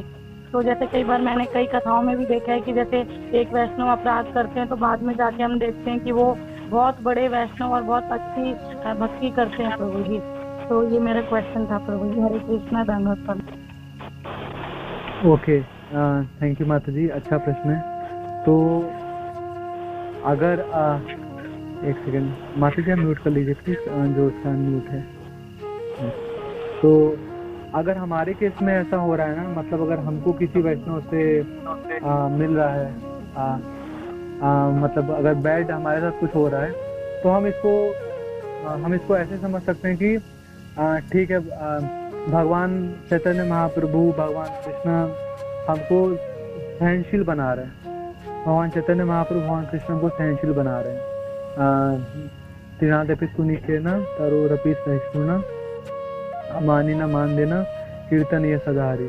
ये तीसरा श्लोक को फॉलो करने के लिए हमारे सामने कुछ ऐसी स्थितियां भगवान वो ला रहे हैं। तीसरा श्लोक हम फॉलो कर पाए, उसके लिए भगवान ऐसी स्थिति बना रहे हैं हमारे सामने। तो यह समझ के हमको तीसरा श्लोक को अपनाना चाहिए कि जब भी कोई विपरीत परिस्थिति उत्पन्न हो तो हम विनम्र रह पाए और सहन कर पाए और मान की इच्छा ना रखे और दूसरों को मान दे पाए। ऐसा करना प्रैक्टिकल लाइफ में बहुत डिफिकल्ट है। ये तीसरा श्लोक को पूरा करने में पूरा जीवन निकल सकता है और कई जीवन निकल सकता है इसको अच्छे से अपने जीवन में उतारने के लिए। बट हम ऐसा समझे कि ये हमें भगवान हमारी सहनशीलता बढ़ाना चाहते हैं, हमारी विनम्रता बनाना चाहते हैं और हमारी शुद्ध भक्ति के स्तर को बढ़ाना चाहते हैं। यह समझ के हमें भगवान चैतन्य महाप्रभु के अनुसार तीसरा श्लोक में अपने आप को हम बनाए रखने का प्रयास करेंगे, तो हम किसी भी स्थिति में हमारी भक्ति मेंटेन कर पाएंगे। और एडवर्स सिचुएशन भी अगर हमारे कोई क्रिएट कर भी रहा है तो हमारी हम भजन कंटिन्यू कर सकते हैं, जो कि चैतन्य महाप्रभु ने हमें फॉर्मूला दिया है। ये किसी भी परिस्थिति में, कैसी भी एडवर्स सिचुएशन में भक्ति बनाए रखने का फॉर्मूला, कोई कितना भी नीचा दबाए तो भी भक्ति बनाए रखने का फॉर्मूला। तो इसको करने के लिए हमें ऐसा समझना चाहिए कि भगवान हमें बढ़वा रहे हैं, और प्लस हम इसके लिए हमें ना थोड़ा भगवान से शक्ति मांगना चाहिए। भगवान आप हमें शक्ति प्रदान कीजिए। सारे गुरु परंपरा के आचार्य, प्रभुपाद, गुरु महाराज और वरिष्ठ वैष्णव हम लोग को शक्ति प्रदान करें, ऐसा कि हम ऐसे डिफिकल्ट सिचुएशन को हम सहन कर पाए और उसमें हमारी भक्ति में स्टैंड रहे, खड़े रह पाए, और भक्ति पास से हम हिले नहीं। तो हमें उनसे शक्ति भक्ति मेंटेन करने की, एडवर्स सिचुएशन में भक्ति अच्छे से संपादन करने की शक्ति मांगने के लिए प्रार्थना भी करना चाहिए। तो हम ऐसे सिचुएशन से आसानी से ओवरकम कर पाएंगे माता जी, ठीक है ना? जय हो प्रभु जी। थैंक यू प्रभु जी, बहुत ही सुंदर आंसर। हरे कृष्णा, धन्यवाद, प्रणाम प्रभु जी। हरे कृष्णा, प्रणाम प्रभु जी। हरे कृष्णा, धन्यवाद प्रभु जी। प्रभु जी मेरा है जो एकादशी को द्वादशी के दिन तुलसी महारानी में जल क्यों नहीं दिया जाता है? द्वादशी में तुलसी महारानी को जल क्यों नहीं दिया जाता है, इसका मुझे बहुत डिटेल में तो नहीं पता, बट ठीक है, शास्त्र में मेंशन है कि द्वादशी नहीं, ऐसा नहीं कि जल नहीं दिया जाता, वो मैंने गलत समझा। द्वादशी के दिन तुलसी पत्ता तोड़ना नहीं चाहिए, है ना? जल आप द्वादशी पे दे सकते हैं, जल आप कभी भी दे सकते हैं। बिल्कुल करेक्ट यस, जल आप द्वादशी पे दे सकते हैं। द्वादशी पे तुलसी का पत्ता चयन नहीं करना चाहिए, तुलसी तोड़ना नहीं चाहिए द्वादशी के दिन। एकादशी के दिन ही सफिशिएंट तुलसी तोड़ लीजिए, चयन कर लीजिए, ताकि द्वादशी में भी आप भगवान की सेवा दे पाए। लेकिन वो जो तुलसी का जल अर्पित, तो आप जलदान तो कभी भी कर सकते हैं, हर दिन कर सकते हैं, एकादशी, द्वादशी, आल डे, सब दिन कर सकते हैं, ठीक है माता जी? हरे कृष्णा प्रभु जी, प्रणाम प्रभु जी। हरे कृष्णा, प्रणाम माता जी। प्रभु जी, जैसे कि जो तुलसी में जो मंजरी रहती है, तो उसको किस दिन मतलब उसको चयन करना चाहिए? सब दिन कर सकते हैं, द्वादशी को छोड़ के सब दिन कर सकते हैं। तो वो तुलसी की मंजरी क्या होगी, मतलब वो भगवान को भोग लगाया जाता है? हाँ, तुलसी की मंजरी भगवान को भोग लगाया जाता है। तुलसी की मंजरी थोड़ा भी तो उसको निकाल देना चाहिए, उससे तुलसी के पौधे का जो ग्रोथ रुक जाता है, उस तुलसी के पौधे की सारी शक्ति वो मंजरी खींच लेती है। तो थोड़ा भी मंजरी हो तो निकाल देना चाहिए मंजरी को निकालने से तुलसी स्वस्थ रहती है और मजबूत बनती है, ठीक है माता जी? आज हमने मतलब उसका चयन किया तो तुलसी की मंजरी थी, तो हमने चाहे इसको निकाल देते हैं तो सारा तो मतलब ये भी कमजोर पड़ जाएगा, तो वही निकाल तो दिया, लेकिन फिर कहे कि तुलसी नहीं निकालते नहीं है, लेकिन तो आज तो निकाल दिया है, तो आज तो निकालना चाहिए ना? तो हाँ, आज निकाल सकती हैं, आज एकादशी का निकाल सकती हैं। हरे कृष्णा, धन्यवाद यस माता जी। जैसे आप बोल रहे हो कि मंजरी हटा दो, तो हमें एक मंजरी का दाना तो रखना चाहिए, क्योंकि हम आगे जो पेड़ लगाना है तो मंजरी कितना कैसे लगेंगे प्रभु जी? हाँ, अगर आपको पेड़ लगाना है तो मंजरी को सुखा लीजिए, रख लीजिए, सब रख सकती हैं। आप उतना भोग लगाइए भगवान को जितना आवश्यकता है, बाकी आप मंजरी रख लीजिए, उससे आप नए तुलसी पौधे बना सकती हैं।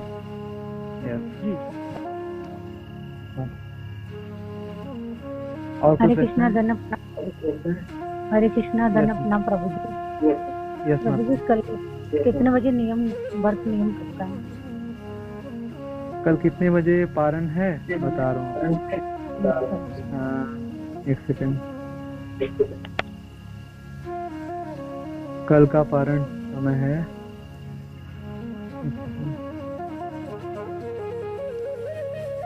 5:52 से 8:08 तक, मतलब 6 से 8 के बीच में आप व्रत खोल सकते हैं, ठीक है माता जी?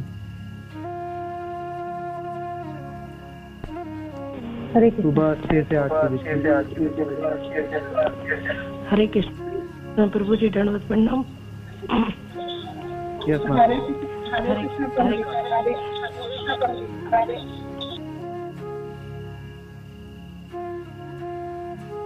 यस माता जी, एक एक करके बोली थी ना, आवाज मिक्स हो जाती। प्रभु जी, अगर घर में एकादशी के दिन तबीयत खराब हो जाती है तो क्या वे बढ़ती रह सकता है? नहीं। हाँ बिल्कुल, एकादशी पे अगर आपका स्वास्थ्य सही नहीं है तो आप तो एकादशी वाला सामान लीजिए। फिर दवाई ले सकते हैं प्रभु जी? हाँ, दवा ले सकते हैं। दवाई मतलब आप अन्न प्रसाद मत खाइए, एकादशी प्रसाद खाइए, दवा लेते रहिए। दवा लेने से आपका व्रत नहीं टूटेगा। हरे कृष्ण प्रभु जी, प्रणाम माता जी। और कोई प्रश्न? हरे कृष्ण प्रभु जी, धन्यवाद प्रभु जी। यस माता जी, बताइए। प्रभु जी, जैसे कि जो वैष्णो कैलेंडर है, जो मोबाइल पे आई है वैष्णो कैलेंडर, इसमें तो कल के लिए एकादशी का व्रत दिया गया है, तो कैसे मतलब गलत दिया गया है? सही तो समझ नहीं आया। आपके कभी कभी एकादशी एरिया के हिसाब से चेंज होता है, मतलब किसी जगह पे आज होगा तो किसी जगह पे कल होगा। तो आपके एरिया में जो जिस दिन एकादशी उस दिन आप एकादशी रखिए, ठीक है माता जी। वैसे आज है एकादशी ना, आज हो सकता है, ठीक है। हरे कृष्ण प्रभु जी, प्रणाम। हरे कृष्ण प्रभु जी, प्रणाम माता जी। सुंदर क्लास प्रभु जी। मैं भी ये जानना चाहती हूँ, जैसे तुलसी महारानी का अगर हम द्वादशी में पत्र तोड़ लेते हैं, भूल के तोड़ लेते हैं, प्रभु जी क्या इसका अपराध लगता है या फिर कैसे इसका हम वो करें? हाँ, अगर द्वादशी के दिन अब तुलसी पत्र तोड़ लिए तो वो अपराध हो गया, मतलब हरि भगवान हरि का अपराध हो गया।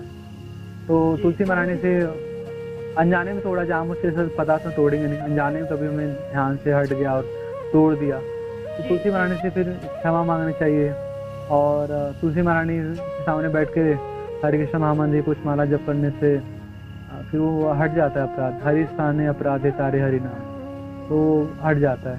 तो उसे ध्यान देना चाहिए, कभी हो गया, तुलसी महारानी दयालु है और वो माफ़ कर देंगी। उनसे माफ़ी मांग के उनके सामने बैठ के हरे कृष्ण का जप करना चाहिए, उनको खुशी मिलती है।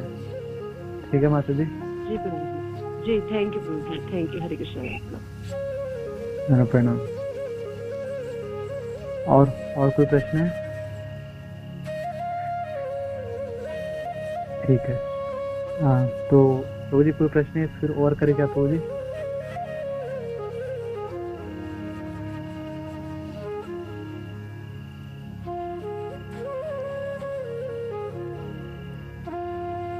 ठीक है, तो अभी हम और प्रणाम प्रभु जी। यस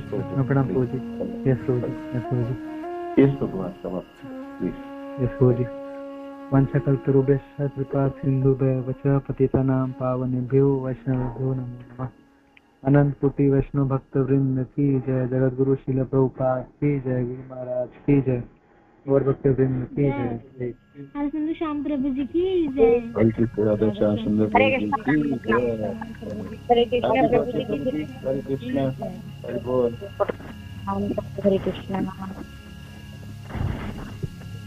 हरे कृष्ण।